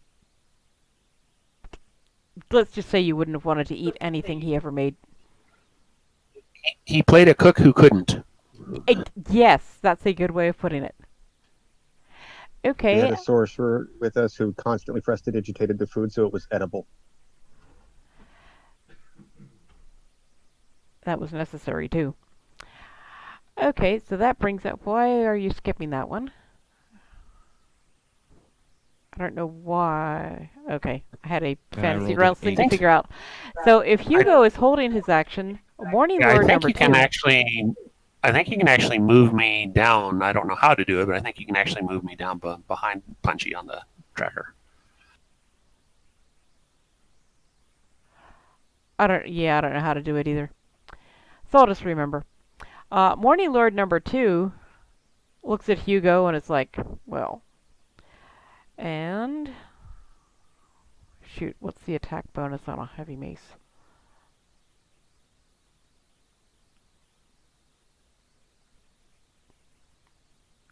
Actually, heavy maces are not even in the items here. Bonus +2. Okay. Hugo, the Morning Lord rolled a 14. What is your... Oh, does that hit you? I'm guessing no. Oh, you're 17. Nope. So the Morning Lord... Well, Sorry, go ahead. I'm actually 18 if I'm dual wielding, which I am. Okay. So 14, you're good. So Morning Lord number 2 takes a hefty swing at Hugo and misses. Because he rolled a 12. Gaaq. I'm gonna have a hard time Gaaq. keeping Gonk and Gaaq straight. Gaaq. Gaaq, you have, I use these maps very loosely, but I'm just going to move things so things are in range of people if they want them to be in range. Sure. You have Morning Lord number 1 and Morning Lord number 2, or number 4, both within melee range of you. You have your 2 daggers, and you have your, as Hugo would say, rapier.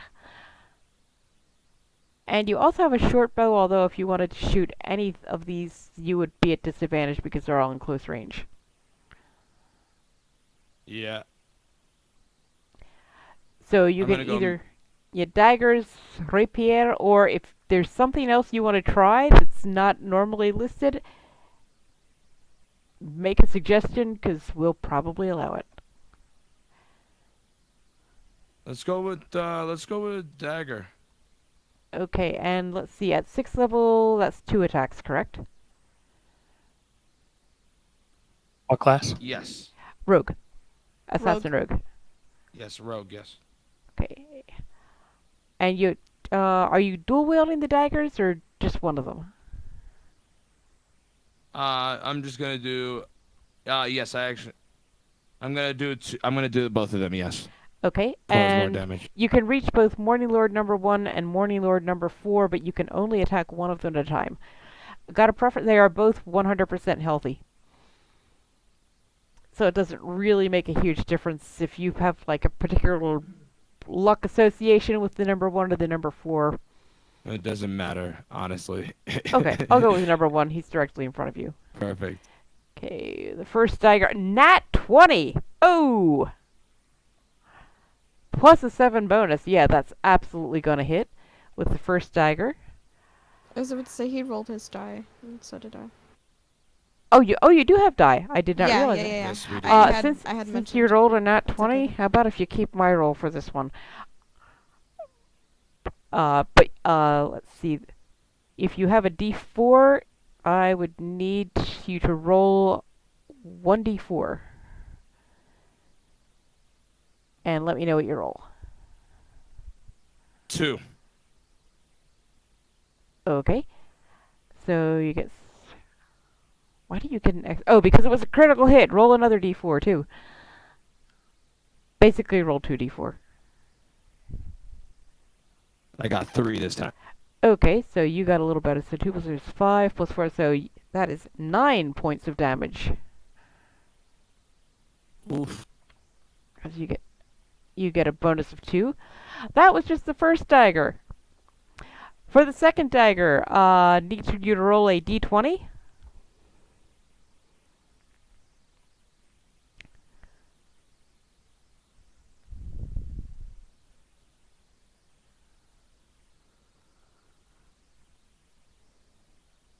$12.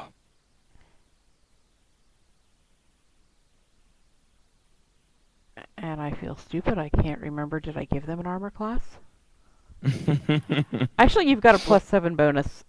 So yes, with the +7 bonus to attack, you are definitely going to hit with that. So I need you to roll 1d4.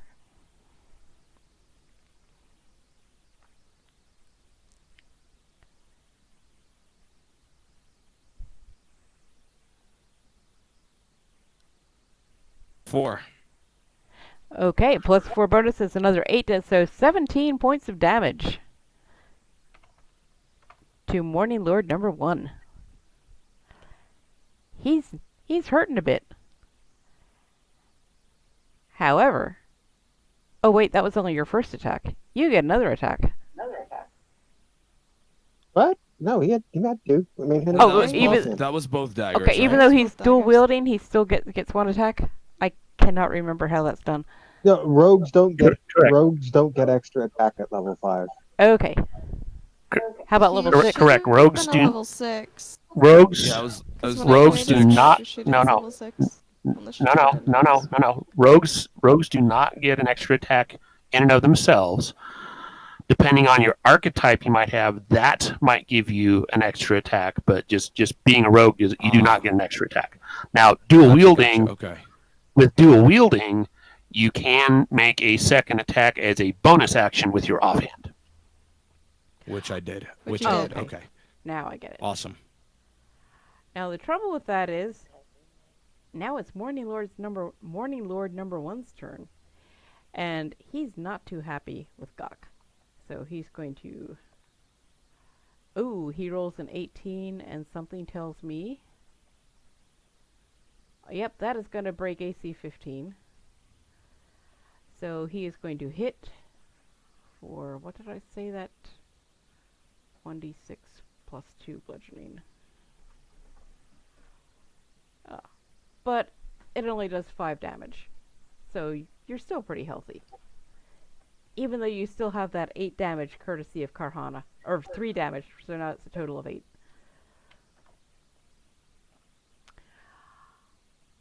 Morning Lord number 3 is up next. Let's see, which one's he? And he looks at Carhana and he's like, yeah, let's try this. And he rolls a 6. And Carhana has an AC of 22, so Carhana is like, heh heh heh heh heh, you missed me. And he looks very dejected. Bori! Bori! You have a fairly severely wounded Morning Lord. You have a very lightly wounded Gaaq. You yourself have 1 point of psychic damage. Everybody is kind of within range of each other. What would you like to do? No, look around and kind of go, okay, so we're doing this then. All right. Excuse me, here you go. All right, coming through. And wade right into the middle of everybody. That sounds like Bori. And for a bonus action, he's going to cast his spiritual hammer. Which, since I moved computer tools again, I no longer have the image. So if you could throw that up for me. Also, that reminds me, I need to load some modules for some of you guys.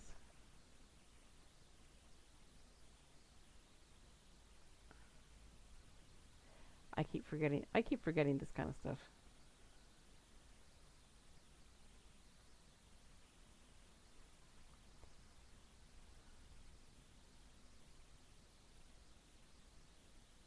While we're wait, that There we go. where'd it Okay, go? so you need your spiritual hammer token? Yes, please, if you don't mind. Okay, and Right on top of Burning Lord number 3. Which one's number 3? That's number 2. So the one that is two Morning Lords to your east. Yeah, right there where the arrow is pointing. Right there. Is that on the map? Yep, that's right on the Morning Lord. Hey, that's where. There we go. Okay. So these, yeah, Well, in if case it's our actually new on people, top of it, it makes it difficult to target things. in case our viewers or our new people were unaware of this, Bori's weapon is a war hammer, which is made out of actual ham, and then his spiritual hammer. The normal spiritual hammer spell creates like a spectral hammer that does bludgeoning damage.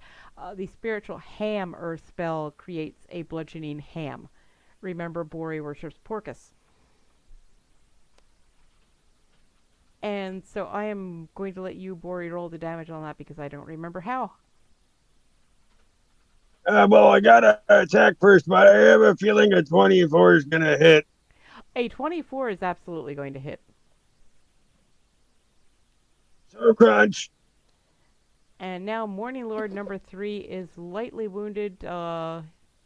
He takes 6 points. You rolled a 6 plus 2 bonus, 8 damage to Morning Lord number 3.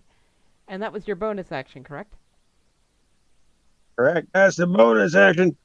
And as a regular action, look at Morning Lord number 1 that was stabbing on Gaaq and say, "Hey, pick on someone your own size." Never mind the fact that Morning Lord number 2 is probably 2 feet taller. Oh! And that's gonna And miss. Boris swings the war hammer and misses. If you had rolled a 1, I would have had him take a bite out of your ham. But you didn't, so it's all good. Might have hurt us considering, metal shaped like him. Yeah, And or at the very least, a petrified ham. Right, yeah. Stone petrified ham. I can just see that on the KFR menu. And Bori, is that your turn? That's it. He spent.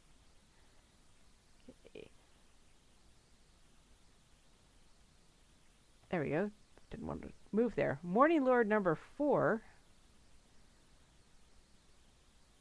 looks at Punchy. Actually, I'm going to push him right here so he's got a choice of targets. Morning Lord number 4 looks at Punchy and is like, I'm going to hit you for befriending that orc. He rolls a 16 plus a 2 bonus. Punchy's AC is... Definitely hit. Yeah, AC 11, that is going to hit Punchy. Poor Punchy.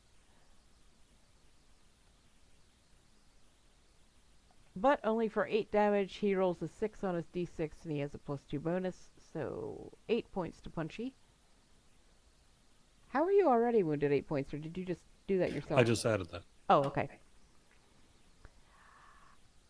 Carhana, you have 2 orcs within 5 feet melee range. The one slightly more to your east is slightly wounded. The one immediately in front of you is perfectly healthy. Bori has a point of psychic damage down. Gaaq is lightly wounded. Punchy is lightly wounded. There's another Morning Lord kind of to your northwest who is moderately wounded, and a healthy Morning Lord further to your west. And then you have the spiritual hammer north and a bit east of you, which will do some damage to the Morning Lord. To Morning Lord number 3, who is lightly wounded. Basically, you have 4 different Morning Lords you can hit. The 2 directly in front of you are Morning Lords number 2 and 3. 3 is the one that's damaged a little. And you've got your bite, you've got your crossbow would be at disadvantage because you're so close. You have your hand axe, you have your quarterstaff, you have your secret weapon. And, let's see, you've got a couple of spells. Arcane Weapon, I don't know what that does. Ooh, that might I don't be think something. Arcane Weapon is going to do anything for that. Yeah, you do have Ray of Sickness, you've got Flaming Sphere, and Mel's Acid Arrow. Those would all be things that might be good to use. And the secret weapon, which I haven't told anybody about yet, so... They've already said something possibly. That It kind of got brought up and then glossed over, and I'm not sure how much it was picked up on. I want to use my flame spear thing. Okay, flaming sphere. Do you want to cast it on the one that's lightly wounded or the one that's not yet wounded? Actually, let me look at the range and see if you can get them both. Should be able to get them both. Yeah, If any you creature can't that get ends its them turn within both- 5 feet of the sphere, so you can actually put that in front of you and get both of them. Okay, let's do it. Okay. What do I need to roll? That's a good question. Whoops. Is it I accidentally... any creature within 5 feet of the sphere? That is a good question. Let me look at that again. If so, then she should probably place it underneath the spiritual. Yes, it is or- any creature. And I'm trying to figure out how you would roll this. Yeah, so if she places it where the spiritual hammer is, which is allowed because hammer is ethereal, then she would only cook the 2 dwarves and wouldn't, or the 2 morning lords and wouldn't cook Ori or herself. And they are the ones that actually have to make the save, so that I need to roll for them. That's not something you roll because you automatically hit them. They just have to roll to see if they save. So let's see if they save. Morning Lord number 2 saves. Morning Lord number 3 absolutely fails. He rolled a 3. And let's see what the bonus. Okay, so but so that's right. 2 is actually only going to take half damage. So I need you to roll first 2d6 for Morning Lord number 2.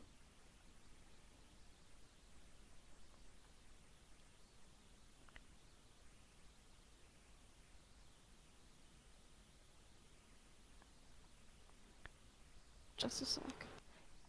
Yep, I'm putting a big... I'm going to put that flaming sphere so it's kind of overlapping the spiritual hammer and doesn't quite hit Bori or any You said a friendly 6 or players. a 4? Hmm? You said a 6 or a 4? 2d6.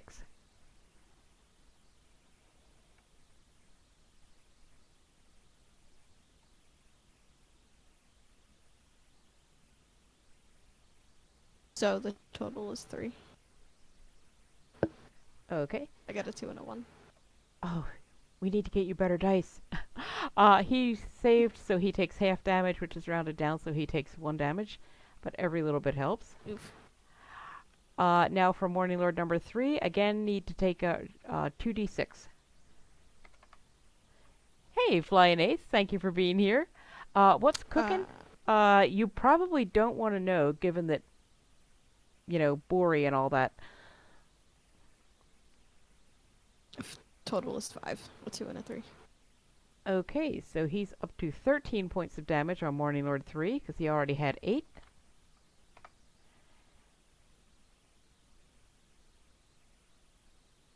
And I think... Is that a bonus action or an action? Nope, that's an action.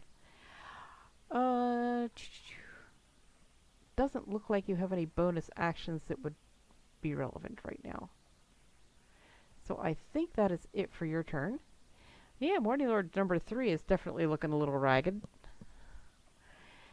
And now it is...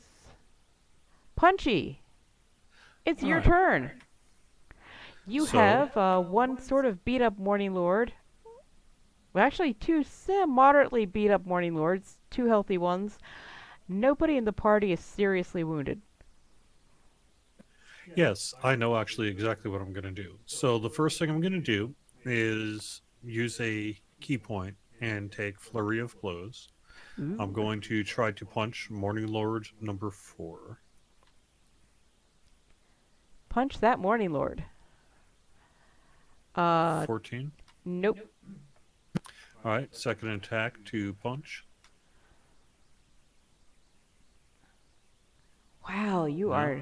8's definitely not going to hit. A 14 doesn't. Now my regular action to attack. Okay. Wow, you're just not rolling. Miss, miss, miss. Eek. And then my final attack. Come on, big numbers, big numbers. Yes, there we go. 19 plus Alright, 4 there we bonus, go. 23. That one is going to hit. Make it good. Well, 6 points of Six. bludgeoning Hey, damage. 6 points is 6 points. Now, because that was not one of the attacks granted by Flurry of Blows, there are no extra effects or anything like that. And I could, however, move still if I wanted to. Where are the people inside of the hut?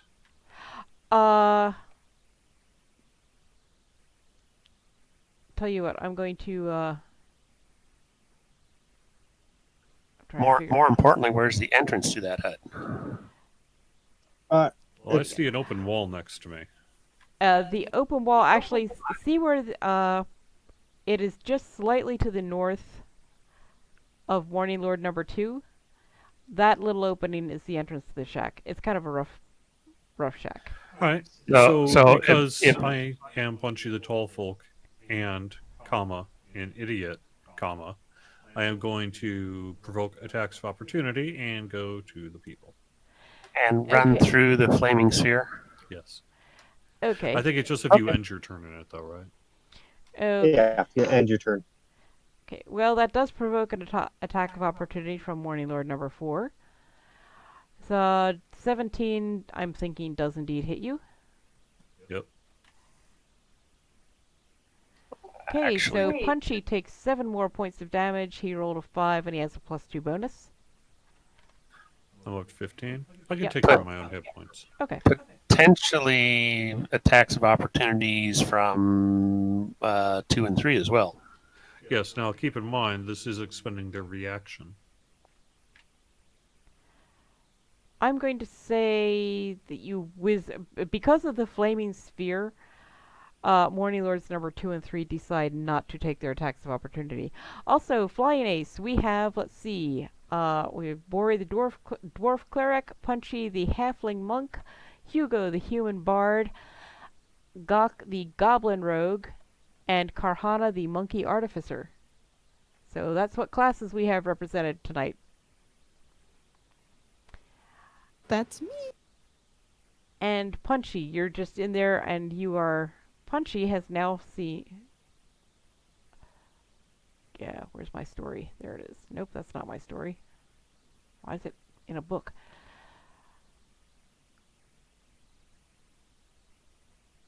Okay, and you can see Punchy now that they're in there. The 2 female orcs, their hands and feet are bound, and they are chained to the wall behind them. They are also gagged, so they can kind of go, "Rrr," but that's about it. I have used up all And- my actions, so the most I can do is just get over there at this point. For those in Fantasy Grounds, that is the younger female orc that I just shared with you. And that is indeed Glasha, which, you know, your characters don't know yet, but you do because you can see, yeah, there's her name right on her picture.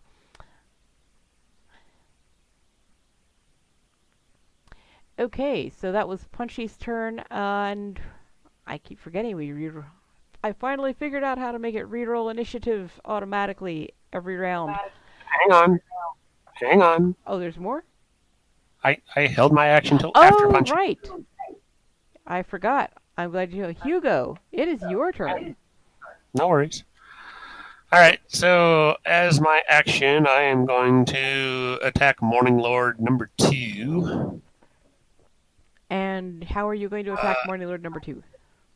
with a club of grievous bodily fromage. Yes! Club of Grievous Bodily Fromage, smack him with that cheese. Sadly, that is a miss. 13, 8 plus 5 does And not hit.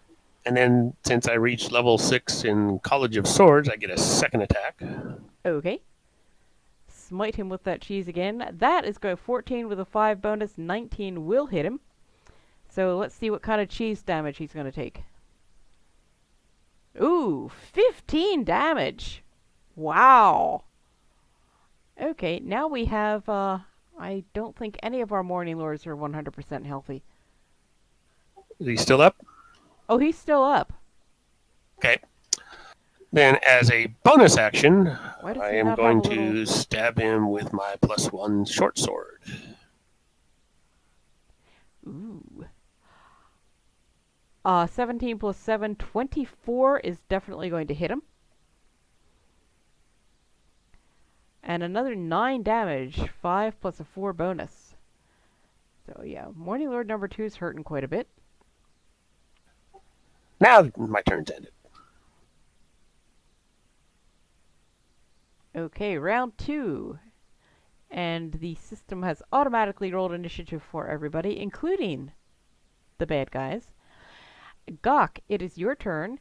You've got Morning Lord number 1 directly in front of you, to the north. Morning Lord number 4, assuming you're facing north, is on your left, lightly wounded. And the other 2 Morning Lords, why is the other? For some reason, Morning Lord number 2 wasn't cooperating with me there. But those are the 2 you can immediately reach in melee range. And you've got the daggers or your rapier, or you could whip out the short bow and shoot one of the other ones. But still at disadvantage. Ah. Oh yeah, they are close enough that would be a disadvantage.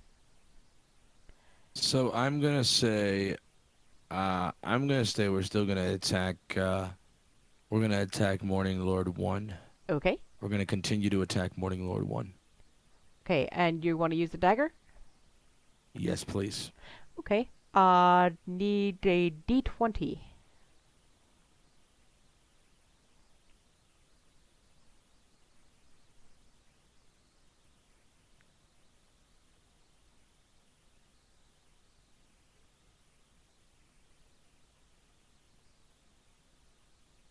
Got 11.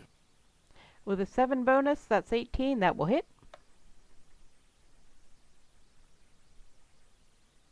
And then I would need a D4.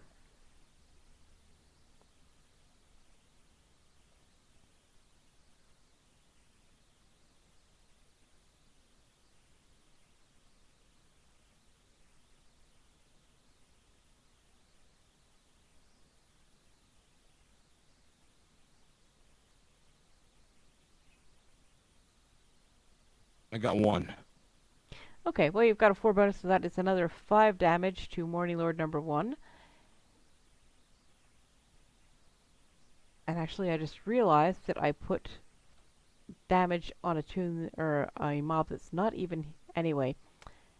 He actually has an extra point of damage that I forgot about, so Morning Lord number 1 is starting to take a little bit of beating, and you have another dagger to attack him with, don't you?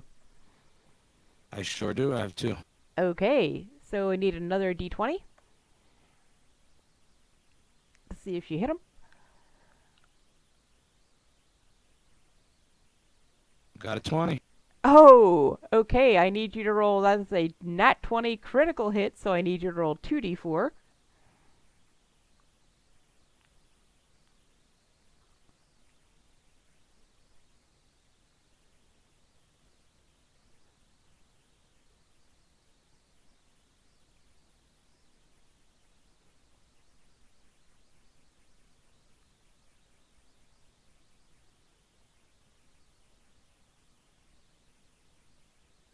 I got a total of 4.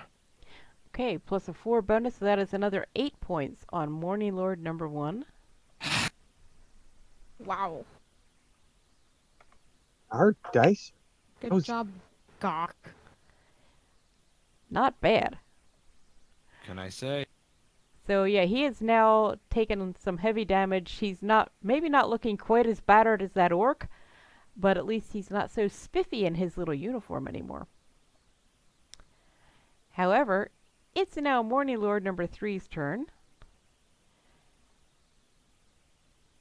And he would kind of like to hit Bori, but Bori's just out of his range. So instead, he is going to take a swing with his heavy mace at Carhana because she's right there where he can reach. Oh wait, he just started his turn. He takes spiritual ham damage, doesn't he? No, that's on my turn. Oh, that's on your turn? How about the flaming spear? Does he take that now or on Carhana's turn? End of his turn. End of okay. So you're gonna get some revenge if he damages you. He rolls a 6 plus 2, and I'm pretty sure you have at least 8 armor class Oh yeah, your armor class is crazy high. Yeah, that's not going to hit you. And now he needs to make a save against Flaming Sphere. That was number 2 or number 3? I forgot. 3. 3. Okay. I was about to drag it on the wrong one. He fails his save. So, Carhana, if you could roll 2d6.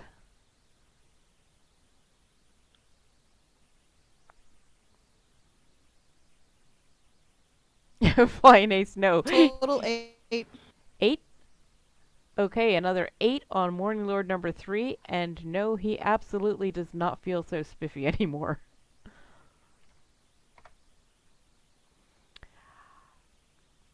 Okay, Hugo, you're up.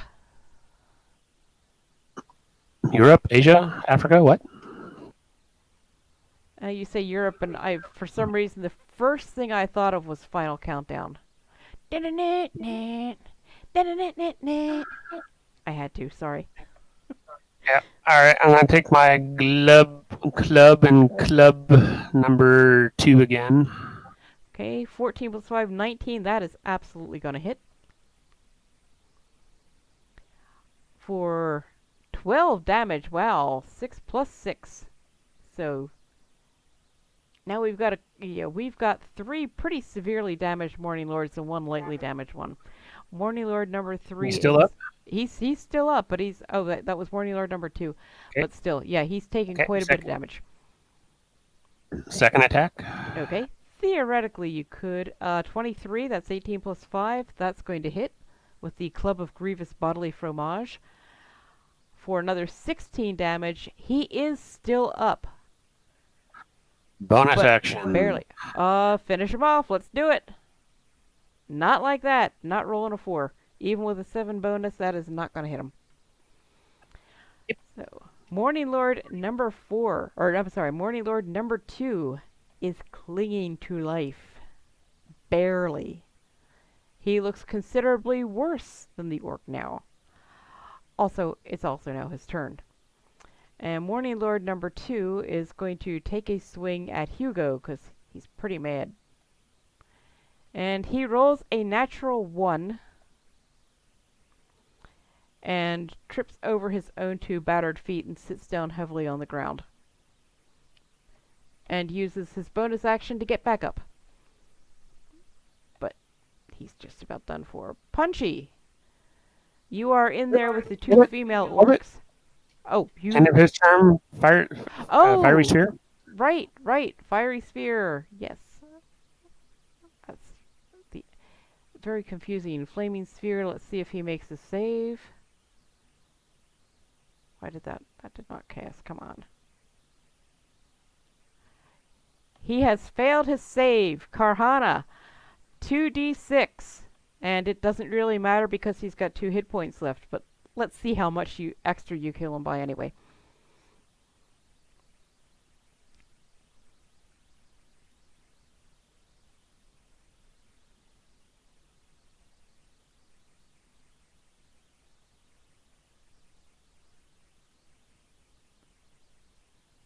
Oh, 12.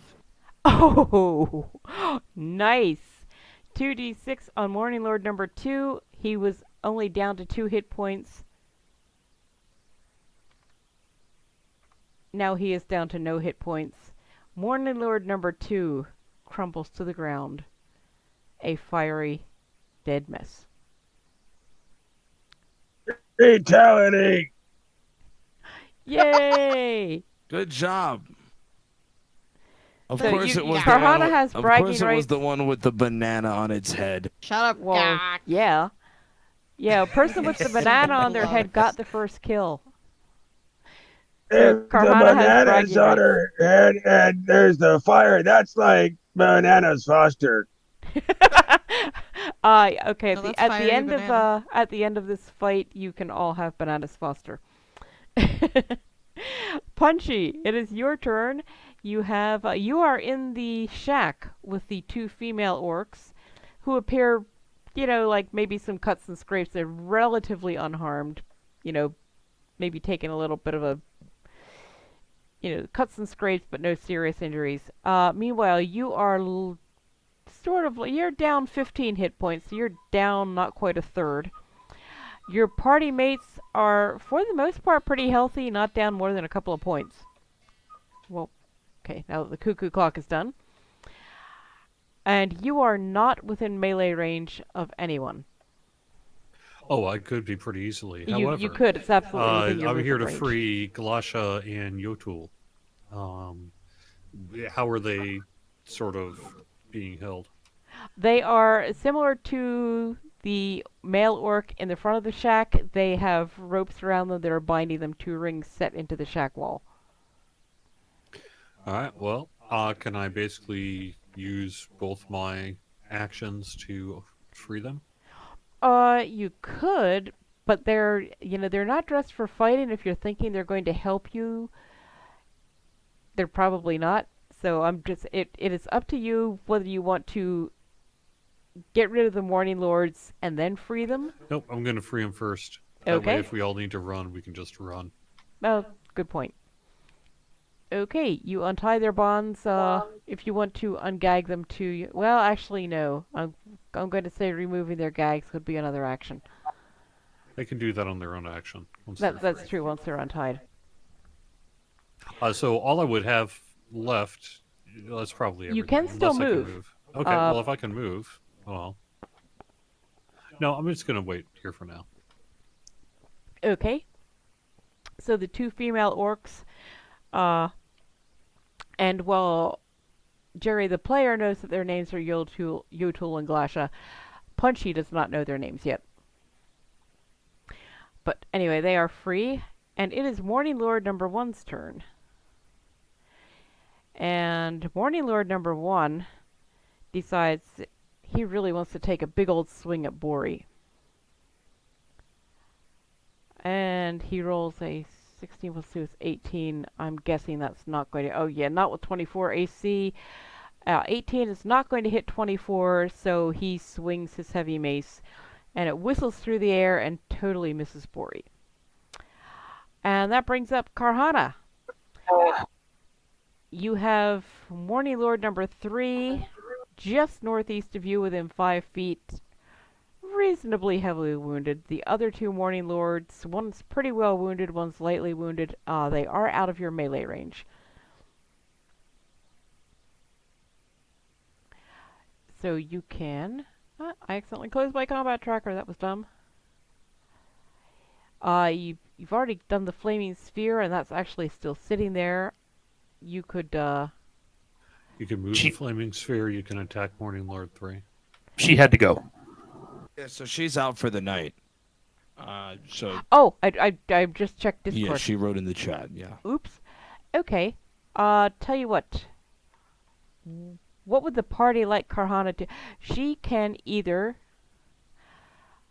I'm not going to use the secret weapon while she's not here. I think she needs to do that herself. I mean, I'm here. I can definitely... I can... she can bite. She has a hand axe and a quarterstaff that she can hit with.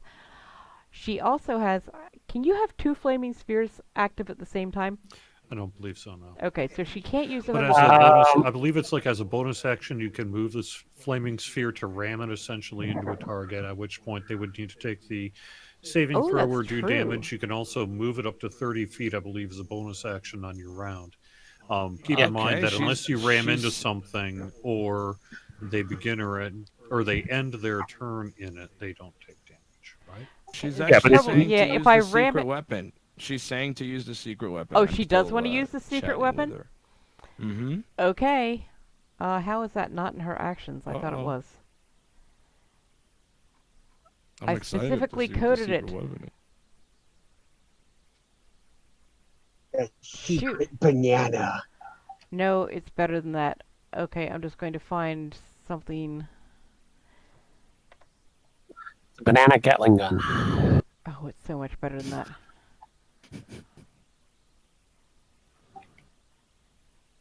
Unfortunately, I know I coded this in here, and now I can't find it. So I'm just going to...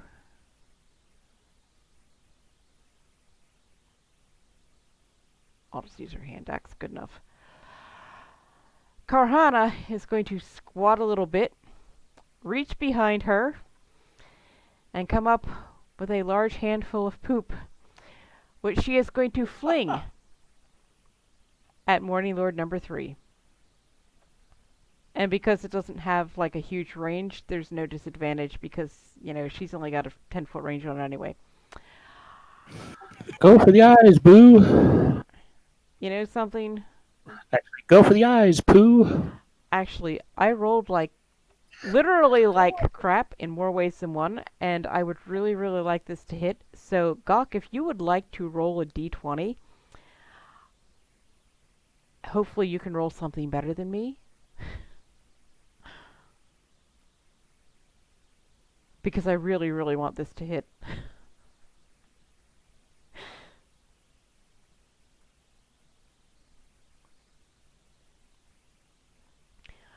Yeah, this is what I knew Shay was going to be a great fit for Kobold Kindergarten. She asked me about playing a monk, and that 15. was actually 15. Oh, that is totally going to hit. Ah, ha, ha. Okay, then I need a d6.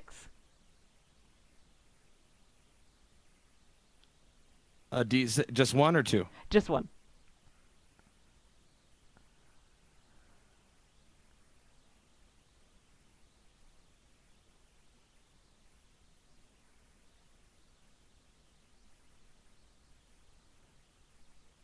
I got 4.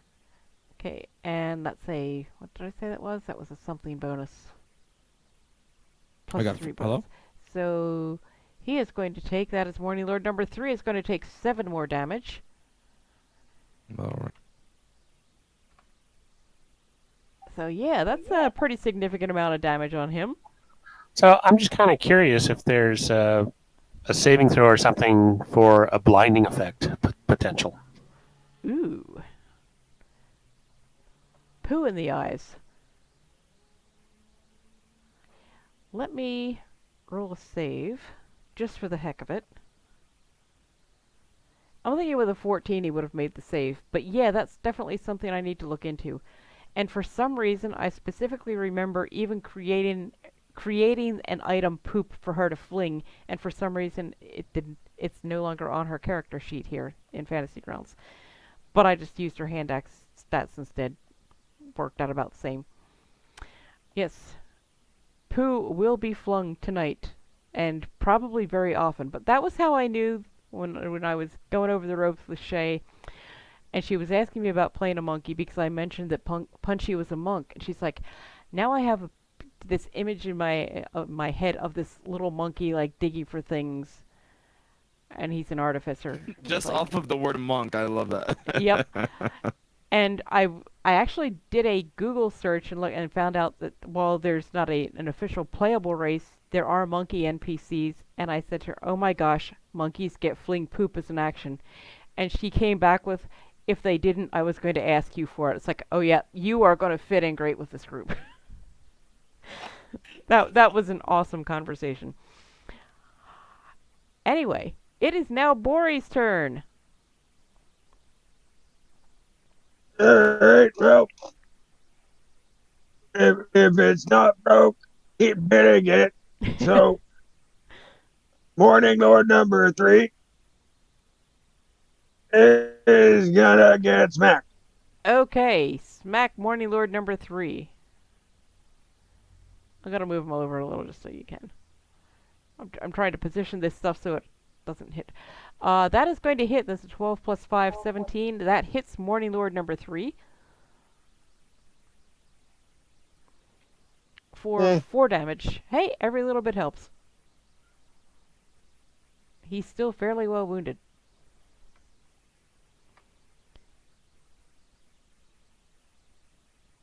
That wasn't good enough, so I'm gonna hit him with a regular hammer. Okay, roll that beautiful bean footage. That's Nope. going to miss. 4 plus 6, 10. Not gonna do it. Nope, just gonna flail limply. Yep, if you had rolled a 1, it would have been seriously worse, and I might have had you take damage, but you didn't. Anything else that Bori would like to do? Ah, nah, he's good. Okay, Morning Lord number 4 is standing here right in front of Gaaq. I keep wanting to say Gaaq. Gaaq, and is going to once again swing that heavy mace for 12 plus 2 is 14. AC 15. So, man, Gaaq, you feel that hammer come at you. Feel the wind on your face. You can smell the metal at the head of that mace, but it just misses you. Morning Lord number 4 is not happy. Okay, top of the order. Automatic initiative roll. Man, I love that feature. And Punchy, you win the initiative roll this time. You are sort of wounded. Your party is basically healthy. You've got 2 Morning Lords that are Morning Lords number 1 and 3 are sort of to the south of you. Reasonably, moderately wounded. Morning Lord number 4 is a little further south and west and lightly wounded. Yeah, so I'm going to run forward over by Bori and punch Morning Lord 1. Okay, punch that Morning Lord. 17 plus 4, 21. That is going to hit. 3 points of damage. Now I'm going to turn around and punch Morning Lord 3 with my other attack. Okay. Well, your fists are going to fly wildly through the air, but that's pretty much all they're going to do, because you rolled a 2. Alright, now I'm going to spend a key point and do Flurry of Blows and do an attack on Morning Lord 3. Okay. That's going to miss. The 5 is going to miss. Lord 3. Actually, no, I'm going to turn around and hit Morning Lord 1. And that is going to miss. Okay. Then that is my turn. I've got some AC. Can you not take a bonus action and do a another attack? I can't recall. No, I did. I get 2 attack actions. If I take an attack action, I can take a second attack action. And if I spend a key point, I can get Flurry of Blows, which is 2 attack actions as a bonus action. You can also use your bonus action to make an unarmed monk strike for 3 attacks without spending any key points. No, I don't believe that's true. Yeah. Flurry of Blows grants you No, 2 attacks. Flurry of Blows is the bonus. Yes, but that's fine. Yeah. That's Flurry of Blows. But without using a key point, when you use the attack action with an unarmed strike or monk weapon on your turn, you can make one unarmed strike as a bonus action. It's in the third bullet point in martial arts under the monk class. Yeah, beginning at 5th level, you can attack twice instead of once whenever you take the attack action on your turn. But I've already done both. No. That's extra attack. Roll up to martial arts at the very beginning of the monk class, and there's the third bullet point. When you make the attack action with an unarmed. Yeah, so you don't actually want to spend a key point. No. You still get 3 hits in. Yeah. Yeah, 3 hits, no key point. 4 hits with the key point. Right, but I've rolled 4 times. Oh, that's cool. I couldn't remember offhand. Yeah. Okay. No, my turn is done. Thanks. Okay. That means monks get to attack like 75 times around at high levels if they really want to. That means it is Gaaq's turn. Gaaq, your party, except for Punchy, who isn't badly wounded, just slightly, your party's pretty much healthy. Morning Lord number 1 is directly in front of you to the north. He's taken a fair amount of damage. Morning Lord number 4 is to your left, just west of you. He's lightly damaged. And then you've got another Morning Lord about 10 feet to the east who is not quite as wounded as Morning Lord number 1. But Morning Lord number 1 is the one right in front of you who has the most damage. Who I've been attacking. Yep. I think we should finish Morning Lord 1. I'm not sure. Let me One see off since he's right here. Well, Can you hear me? could theoretically finish him off, but it'll take some really good rolls. Did you want to use the dagger again? Let me use the rapier. Okay. Need a d20. Big numbers, big numbers.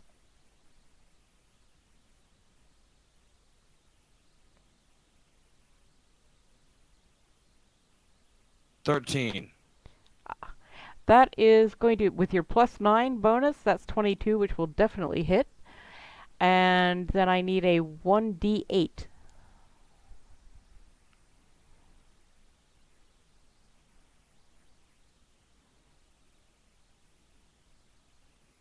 Got 6. 6 plus an 8, but another 14 points. Now I've got to add. Okay, 6. Morning Lord number 3 is still on his feet, but not by much. He's tottering. He's like his buddy Morning Lord number 2 before him. He's looking about as beat up as that orc, if not more so. So, nicely done. Hugo. I just wanted to clarify because you did say Morning Lord 3. I just wanted to make Oh. sure that was 1, correct? Yeah, did I put that on 3? Oh, I did You put said that on 3, 3. yeah. Oops.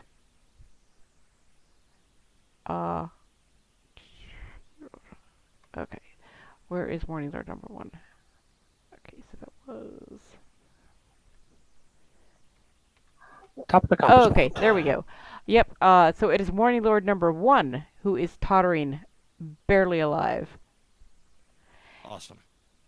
And it is Hugo's turn. And I'm just checking Twitch chat. Alrighty.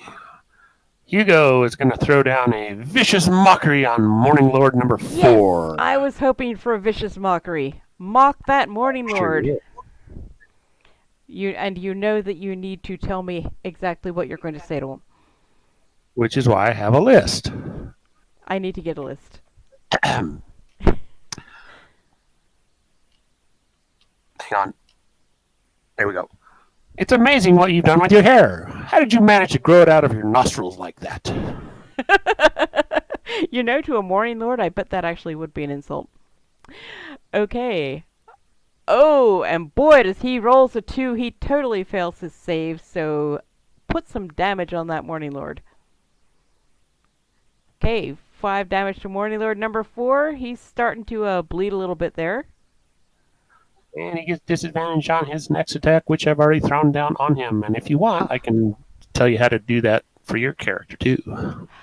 At some point, yes, I am going to need to learn how to do that.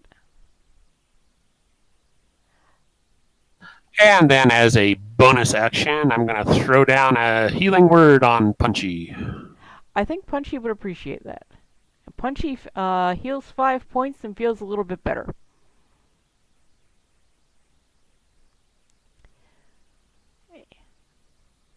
It is Carhana's turn. Now, Gaaq, is Carhana going to, do you want to go ahead and take her turn for her, or is she going to say, like, go into the shack and just make sure the orcs are okay, or are you going to take her turn for her? She said I could take her turn for her, so I'm here. Okay. She's got her poop fling. She's got her hand axe, her quarterstaff. At the end of her turn, Morning Lord number 3 is going to take some flaming sphere damage. She can't do another flaming sphere. Actually, is that concentration? I need to check. It is. Okay, so she can't cast Mel's Acid Arrow while she's got the flaming sphere up? Let's go quarterstaff. Okay. Quarterstaff, I need to D20. And you know, I honestly don't know, and it does not tell me on their Acid character sheets what She got a 13. AC. 13. And she's got a +3. Yes, 16 is definitely going to hit because she's got that +3 bonus. So then she needs a 1d6. Unless, if she's wielding it two-handed, is a D8. Oh, yeah, I would say it is versatile, yes. Let's go ahead and make it a 1d8 and do a little bit more damage. Also, I'm just, thinking of Oof, combining... She's got a 3. Ouch. Well, still, that's 3 more damage. +1. That's 4 more damage. And that was on Morning Lord number 3. Oh yeah, he's hurting. And he also needs to make a save. Let me have him make a save against that flaming sphere. Fail! So I also need a 2d6. And I'm just like imagining a combination of flaming sphere and poop throw, where you throw poop at something and then you light it on fire. I'm thinking that could really be grotesquely effective. Kind of like grease and fire. Indeed, but smelling a lot worse.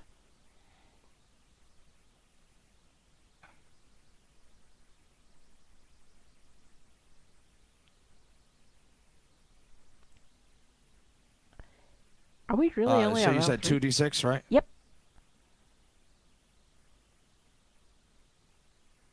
Hello? Yep. Sorry, well, I Yeah, wasn't. I'm sorry. So I'm sorry, 8. So the total would be 8. Okay, so another 8. And Morning Lord number 3 is not in good shape. However, it is now Morning Lord number 3's turn. And Morning Lord number 3 did not appreciate Carhana attempting to incinerate him, not to mention the other damage she did. So he's going to swing his heavy mace at her, and he rolls an 8. And she has crazy high AC, and I can tell without even looking that it's not going to hit her. No, not with 22 AC. So she's just going to laugh her monkey laugh at him. And he's going to be very dejected, and that's going to bring up Bori! Bori, very, very grievously wounded Morning Lord number 3 to your east. Not quite as grievously, but darn close, wounded Morning Lord number 1 to your northwest. Lightly wounded Morning Lord number 4, 10 feet to your west. Mostly healthy party, nothing but minor injuries. Punchy's the worst off, and he's not hurt too bad.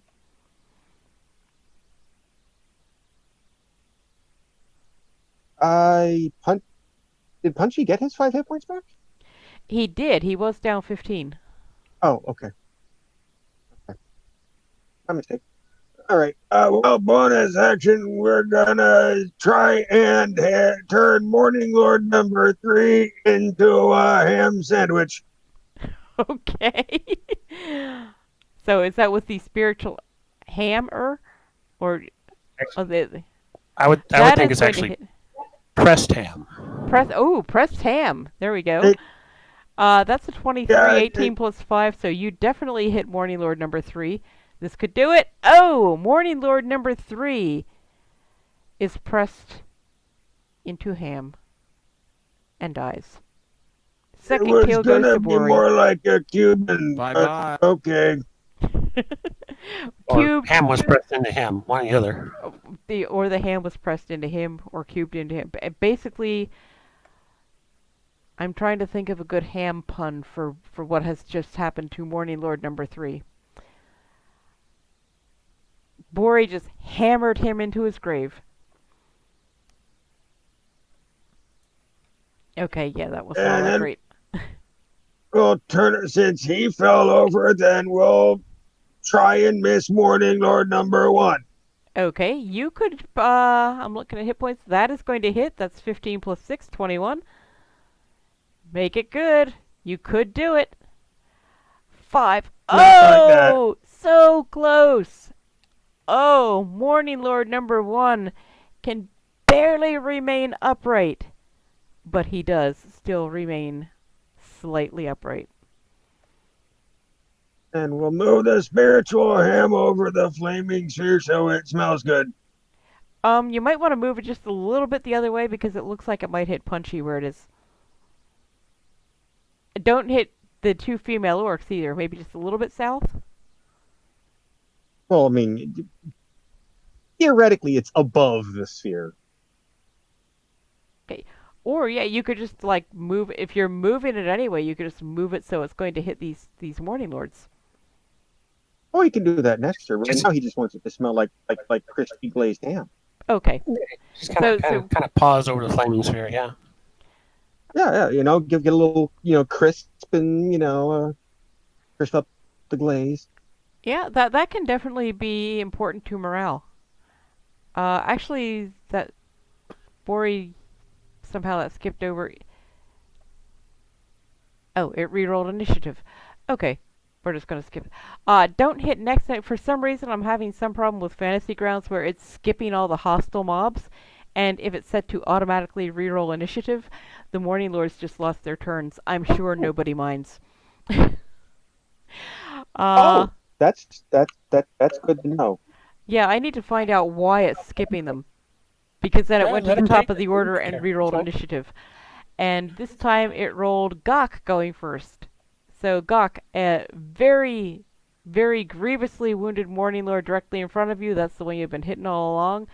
And then a moderately to slightly wounded Morning Lord to your west. I have a feeling I know which one you're going for. 10 feet away. That's the one that's far away. The 10-foot away one is dead. You've got one directly in front of Okay, you, that's what I 5 thought. feet, and one to your west, 5 so feet. I was gonna use the bow on that, but since that one's dead, let's just go with Morning Lord 1 since he's not doing so well. Okay, dagger or rapier? And we are going the 2 daggers. Okay. I need a d20. Unless you roll really, really badly, this should finish off Morning Lord number 1.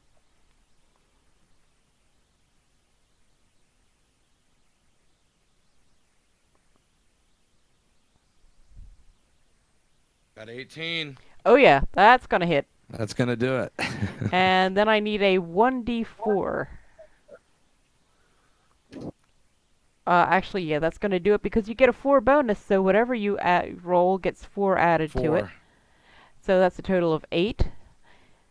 And Morning Lord number 1 ceases to exist. And that's it. Okay. You've been rolling your sneak attack damage, have you? Ooh, I Right. completely forgot about that. I have not. Okay, well tell you what, since you have not been rolling sneak attack, and I should have remembered that and pointed that out. Let me actually look up how that works, because it's different in this than the DDO. Extra 1d6 damage to... Level If you 6, I have- think it's 2. No, it's 3. 3? Wow. At 6. At 6th level, yeah. Okay, because according to what Fantasy Grounds itself says, first level you know how to strike steadily and exploit a foe's distraction. Once per turn, extra 1d6 damage to one creature you hit with an attack if you have advantage on the attack roll. Or, keep reading. You don't need advantage of another enemy if the target is within 5 feet of it. And the okay, right. Oh, the amount of extra damage increases as you gain level. So how much damage? At level 3d6. 3, he gets 2, and at level 5, he gets 3. So at level 6, he's still 3d6. Okay, so tell you what, since we have not been doing that, I am going to give you another attack on Morning Lord number 4, who is 5 feet to your west, and moderately injured, and I'm guessing probably more than moderately after this. So I need to know if you're going to use a dagger or a rapier, and then I need a d20. Let's do a rapier. Okay.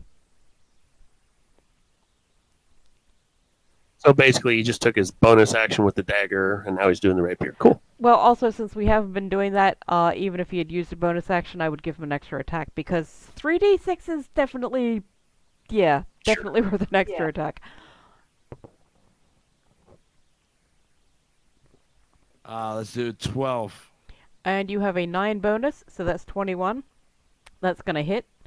So for the first roll, I need a 1d8.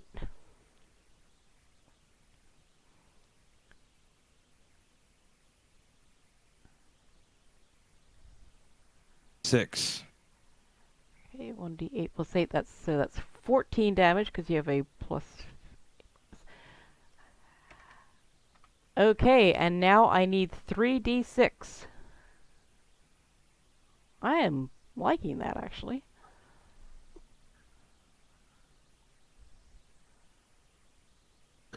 Yeah. So the way it's worded is you don't need advantage on the attack if another enemy of the target is within 5 feet. And since Well, both another enemy was. Oh, another enemy, not another. Okay, yeah. I would since say. both Bori and Punchy are within 5 feet, boom. Yeah, and Oh, also word. you. How? Sorry, how We're much? going 8. Another 8? That was 3d6? Yes. Okay, so another 8 damage. Okay. He's not looking too healthy.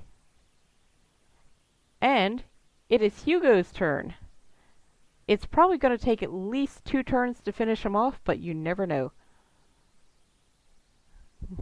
Covered and smothered in flank cut ham.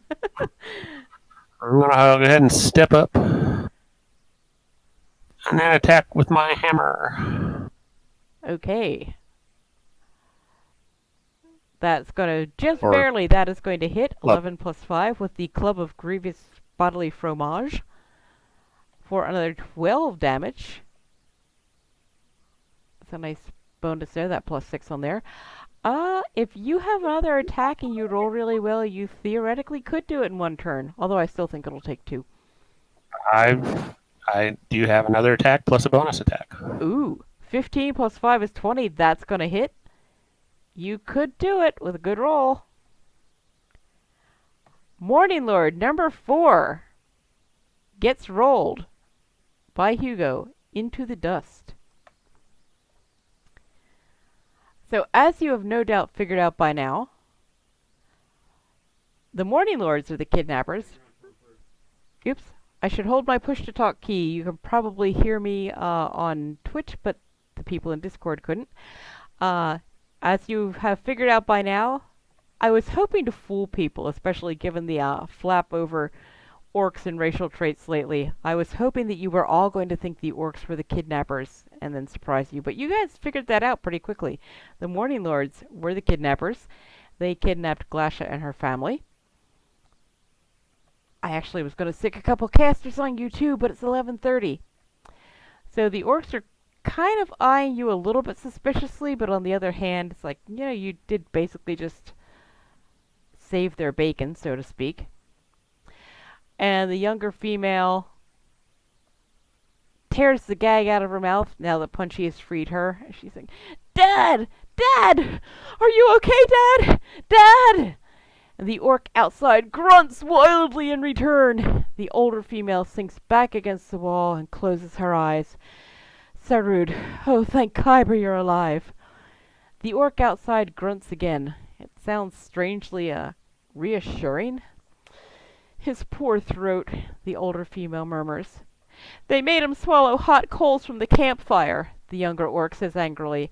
His throat's probably too burned to him for him to talk, but at least he's alive. I don't care about his voice. I just want my dad to be okay. So the younger female is Glasha. Yikes. Yep. Somebody was about to say something? No, I was just commenting. Yikes. Oh, yipes indeed. Sarud is the orc outside. That's her dad. And her mother's name is Yote. And as Sarud kind of grunts and his wife and daughter interpret as best they can, I believe they told you back in Beggar's Hole, he is the editor of the new Beggar's Hole Bonanza, which is the daily newspaper that he's just started up. And he's been investigating leads. He kind of signals to you that he can't tell you who because he doesn't want to put them in this kind of danger, considering, he and his wife and daughter have just been kidnapped, about a cult of Morning Lords that are rumored to be one cell of a much larger organization. The articles he's published have brought him to the attention of the group, which targeted him as a result, and his family as well, to send a message to any potential opponents. And Sarud's throat is indeed badly burned. Bori, you want to give me a medicine check? I was just about to say, while this is going on, I'll take 10 minutes and drop a prayer of healing for 6 creatures. That will include Gaaq, myself, Punchy, what's his name, Glasha, and Yote. Okay. Oh, So nice that'll roll. be 17 hit points to everyone. Okay. And Bori, as a cleric, you can tell that Sarud's throat, like Galasha said, they made him swallow hot coals from the campfire. His throat is indeed badly burned, but it appears that the damage will not be permanent, although you tell him, you're probably going to be a bit short of breath for a while and have a raspy voice for quite a bit longer. At least a few weeks, maybe even a month or two. You have rescued Galasha and her parents. Nice going. And I should also see how much XP I need to give you for that. I can do And that later. before we get too much further down the road, we loot the bodies. Yeah, basically they didn't have a lot of stuff besides those heavy maces and their fancy Morning Lord armor, which was apparently very custom fit and would not fit any of you very well. I'm looking at... No, but What it should are you trying to be right say? when you sell it. You could absolutely sell it. When I award the XP later, I will throw you, say, 2,000 gold in your party inventory. Ahoy there, Farg! Does anybody use a mace? They can probably use one of those +2s. I don't.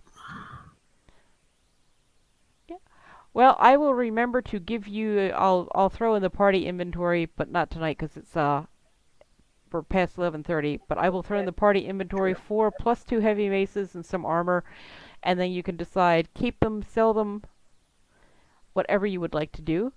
But that is going to wrap up the first episode of Season 3. Many thanks to everyone who played and/or watched and/or listened. And don't forget that I am, for the next few days anyway, raising money for Extra Life. All of the money I raise will go directly to Boston Children's Hospital. If you have the Twitch page, it's www.extra-life.org/participant/EvenNote, which is a mouthful. I do not have that link copied. I have a weird setup here. I have the Twitch chat up on my tablet, not on my computer. I have the link copied on my computer, but I can't paste that on the tablet. Or I would put the link in chat. Can you paste it in the Discord and then paste it in? Ooh, I should be able to do that. As soon as I find it.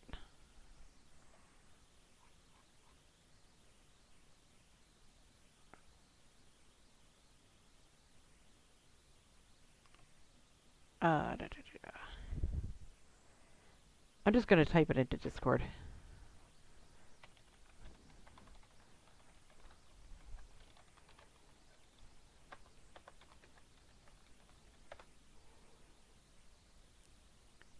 There we go.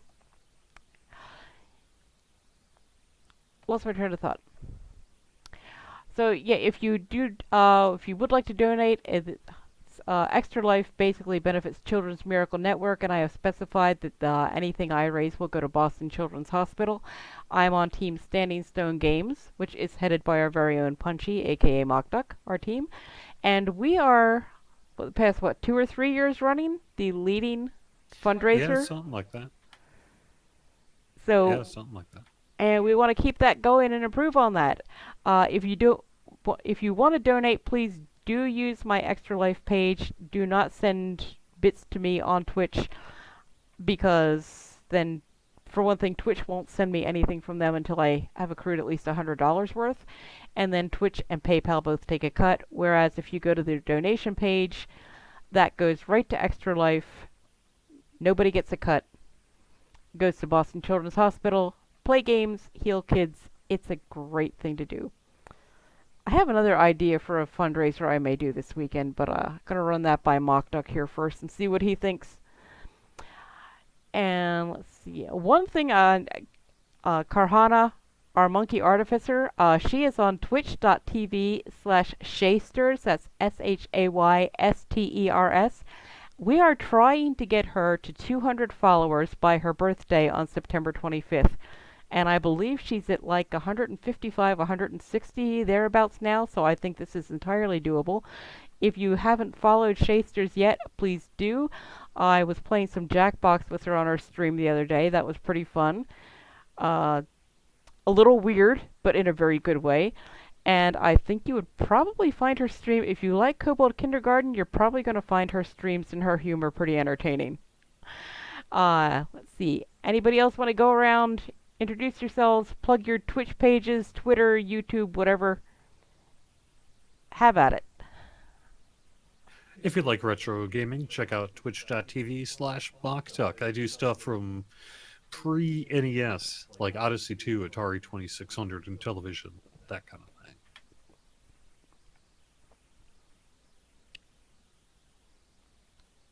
And Label, I know you've got a Twitch, and I can't remember, is it DJ Dan? He's not in the chat anymore. Oh, okay, Label had to take off. Shoot.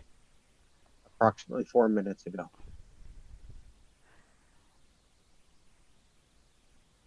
Okay, if somebody else wants to plug something, let me see if I can find in Shay's Discord if he's got a link. I do. I have nothing. Well, actually, that's not entirely true. I have Reese's. I hate you.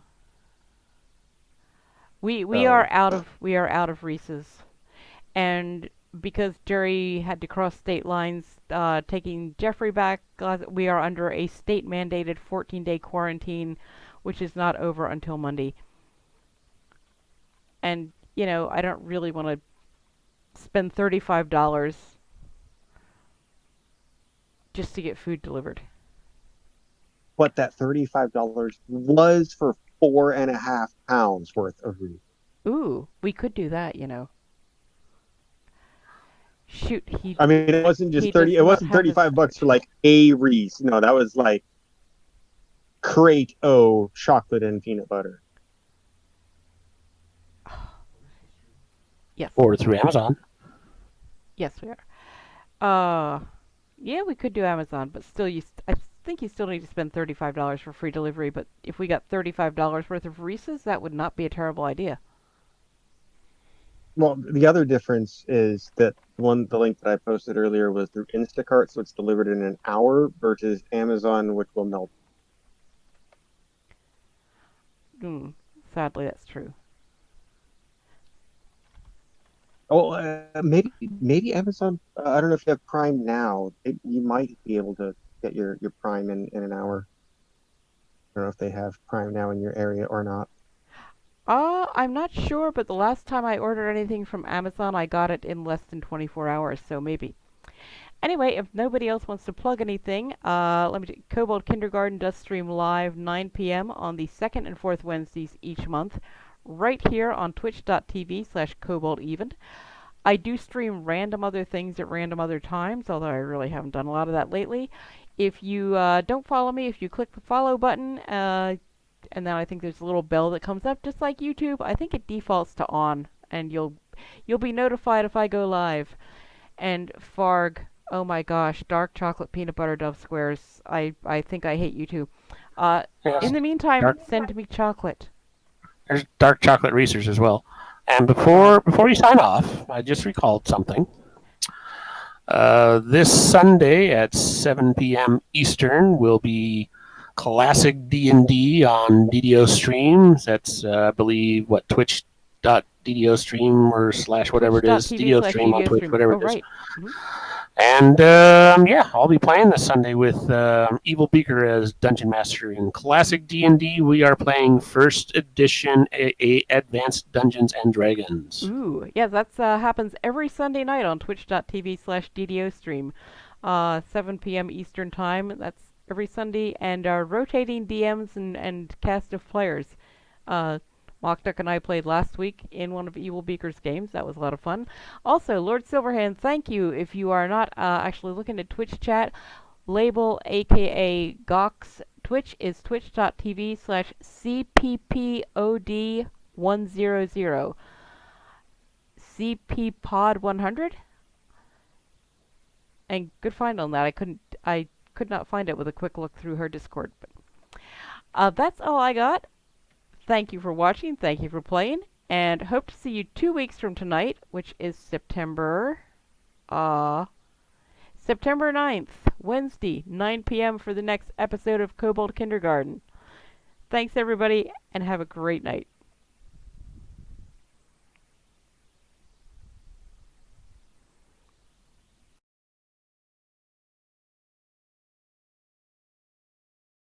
Kobold love you!